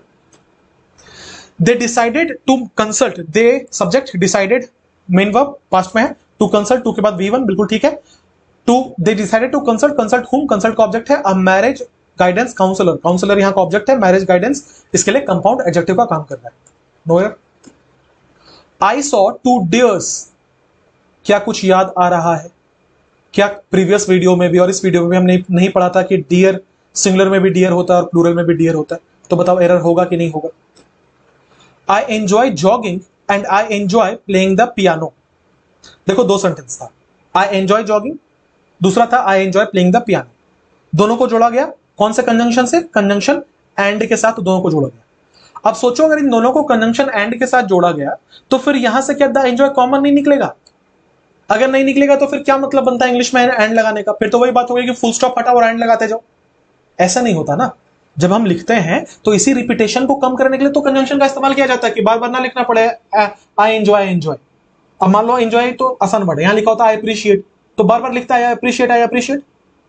कॉमन सेंस ये कहता है, इंग्लिश में थियरी ये कहता है कि आई एंजॉय, चूंकि दोनों में से कॉमन निकाल दिया जाए और इसको ऐसे लिखा जाए कि I enjoy jogging and playing the piano. तो ये जो आई एंजॉय लिखा हुआ है ये इस सेंटेंस के लिए रिडंडेंट है, जिसका मतलब इसकी आवश्यकता नहीं है, ये एक्स्ट्रा लिखा हुआ है, तो एरर है यहां पे, आई एंजॉय यहां नहीं होगा। अगला, for testing the new microphone I tried to record my voice, नए माइक्रोफोन को टेस्ट करने के लिए मैंने अपने वॉइस को रिकॉर्ड करने की कोशिश की, लिखा हुआ है for testing the new microphone, ये गलत है। आपने ये बात पढ़ा होगा कि पर्पस बताने के लिए इन्फिनेटिव का इस्तेमाल किया जाता है, जहां से भी आपने एडवांस बेसिक्स पढ़ा है, एडवांस वर्ब्स पढ़ा है, तो उसमें आपको पढ़ाया गया होगा कि पर्पस बताने के लिए इन्फिनेटिव का इस्तेमाल किया जाता है। न्यू माइक्रोफोन को टेस्ट किया जा रहा है, उसने उसके लिए रिकॉर्ड किया अपने वॉइस को, तो ये तो पर्पस बता रहा है टेस्ट करने के लिए, तो यहां पे एक्चुअली क्या होना चाहिए था, to test the new microphone. This is the correct rectification. आसान सवाल है अगर आपको सिर्फ ये बात पता है कि पर्पस बताने के लिए इन्फिनेटिव का इस्तेमाल किया जाता है। अगला, माई friends said me that he was, देखो आप जब सेड बोलते हो तो ये इंट्रांजिटिव वर्ब होता है, या तो आप इसको बोलो I said to me, narration में आपने पढ़ा होगा, या तो फिर आप ट्रांजिटिव वर्ब टोल्ड लगा दो, टोल्ड मी। यहां क्या लिखा होता, माई फ्रेंड सेड मी, ये नहीं होता भाई साहब, या तो आप इसको बोलो my friends said to me, या तो बोलो टोल्ड मी, दोनों में से कुछ एक। आसान सवाल था। अगला, she has married a young tall Australian accountant, ये वाला मैंने पहले आपको पढ़ाया हुआ है। क्या आपको ओसेस कॉम्प याद आ रहा है, ये बार बार आपको याद करने को कहा था, ओसेस कॉम्प होता है। ओसेस कॉम्प क्या होता है भैया, कि सबसे पहले ओपिनियन होगा, फिर साइज होगा, फिर एज होगा, फिर शेप, फिर कलर, फिर प्रॉपर एडजेक्टिव, फिर मटेरियल, फिर पर्पस। आप देख लेना यहां पे क्या लिखा हुआ था, लिखा था यंग टॉल, यंग जो कि एज बता रहा है, टॉल जो कि साइज बता रहा है। तो ओसेस कॉम्प में बताओ पहले साइज आता है या पहले एज आता है, ऑब्वियसली पहले साइज आता है, तो जब पहले साइज आता है तो पहले टॉल लिखेंगे और उसके बाद क्या लिखेंगे, यंग। यहां क्या लिखा हुआ था, यंग टॉल, तो बताना गलत है या नहीं है, बिल्कुल गलत है, क्या होना चाहिए था, टॉल यंग। 70 पे बढ़ते, लिखा हुआ the hurrying crowds of people past each other amazed him, the hurrying crowds, crowd क्या है यहां का सब्जेक्ट है, और सब्जेक्ट में क्या है यहां पे, नाउन है। कैसा क्राउड है भैया, भागता हुआ, ये हरिंग जो है इसके लिए एडजेक्टिव का काम कर रहा है, ठीक है। तो लिखा हुआ है द हरिंग क्राउड, भागता हुआ जो क्राउड था लोगों का, the hurrying crowds of people, ठीक है। पास्ट ईच अदर, यार पास्ट तो या तो नाउन होता है या तो एडजेक्टिव होता है, आप शायद यहां पे कोई वर्ब लगाना चाह रहे थे और वर्ब लगा के इसे एक पार्टिसिपल फ्रेज बनाना चाह रहे, माफ कीजिएगा, इसे एक पार्टिसिपल फ्रेज बनाना चाह रहे थे, तो लिखा हुआ था the hurrying crowds of people past each other, past each other नहीं होगा, पासिंग ईच अदर होगा, जो पास कर रहे हैं, कॉन्टिन्यूअस एक्शन है, कॉन्टिन्यूअस एक्शन है, कि वो जो लोगों का जो झुंड था ना, जो एक दूसरे से गुजर रहा था, उसने उसे अमेज किया, तो होगा the hurrying crowds of people passing each other amazed him. ठीक है, आंसर होगा पासिंग ईच अदर। हालांकि इसमें एक वीक एरर ये भी है कि क्राउड्स एक्सेप्टेबल नहीं है, ऐसा नहीं होता, जनरली हम क्राउड्स नहीं लिखते। ठीक है, अगला, I have visited Mumbai 2 years ago and I am planning to visit again in the near future. मैंने 2 साल पहले मैं मुंबई गया था और मैं प्लान कर रहा हूं कि मैं फिर से मुंबई जाऊं, तो लिखा हुआ है कि आई have visited Mumbai 2 years ago। भैया जब आप 2 साल पहले कोई काम करते हो ना, 2 years ago जब आप कोई काम करते हो ना, तो इसको पास्ट में लिखना होता है। तो अगर इसको पास्ट में लिखना होता है तो लिखा हुआ है कि आई हैव विजिटेड, गलत है ना, क्या होना चाहिए, आई विजिटेड, V2 में होना चाहिए। बेसिक रूल है टेंस का, पढ़ा होगा आपने। अगला, he neither talks too much nor he causes any trouble. अभी जस्ट आपको एंड वाले एग्जांपल में समझाया था। यहां पे जो कंजंक्शन नाइदर नॉर लिखा गया है, इसका काम क्या है, सेंटेंस में रेडंडेंट चीजों को कॉमन लेके हटाना और 2 चीजों को जोड़ना। तो फिर जब वहां ही लिखा था तो फिर से यहां ही लिखेंगे, नहीं ना। दूसरा, थियरी ऑफ पैरेललिज्म ये कहता है कि नाइदर के बाद अगर कोई मेन वर्ब है तो नॉर के बाद भी मेन वर्ब होना चाहिए। ये दोनों प्रॉब्लम कब सॉर्ट आउट हो जाएगा, जब हम यहां से ही को हटा देंगे। मान लो यहां पे ही नहीं लिखा, ठीक है, 1 मिनट के लिए अज्यूम करके चलो कि यहां पे ही नहीं लिखा, देखो कितने प्रॉब्लम सॉर्ट आउट हो गए। पहला, ही का रिपीटेशन नहीं हुआ। दूसरा, नॉर के बाद भी एक मेन वर्ब आ गया और नाइदर के बाद तो मेन वर्ब था ही। अब सेंटेंस बिल्कुल सही है, तो क्या होगा, he neither talks too much nor causes any trouble. Answer कौन सा, option number 2। 73, if I would have realized what a bad shape our library is in, I would have done something। लिखा हुआ है कि if I would have realized, if I had realized होना चाहिए। बच्चों वाला सवाल रटा रटाया, कंडीशनल सेंटेंस टाइप 3 आज के वीडियो में पढ़ाया था। if क्लॉज में क्या लगता है, had प्लस V3 लगता है, तो मेन क्लॉज में क्या लगता है, would have प्लस V3 लगता है। ठीक है, तो क्या हो जाएगा, if I had realized, answer number A. He has been enhanced in position as a result of his diligence and integrity।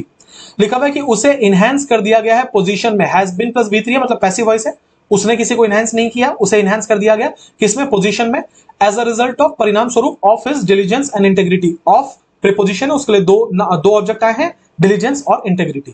कहीं कोई एरर नहीं, आंसर क्या होगा, हालांकि इसमें एक एरर तो नहीं बोलूंगा, पर एक वर्ड गलत थोड़ा लग रहा है, इसको प्रमोटेड कर देना ज्यादा अच्छा रहता।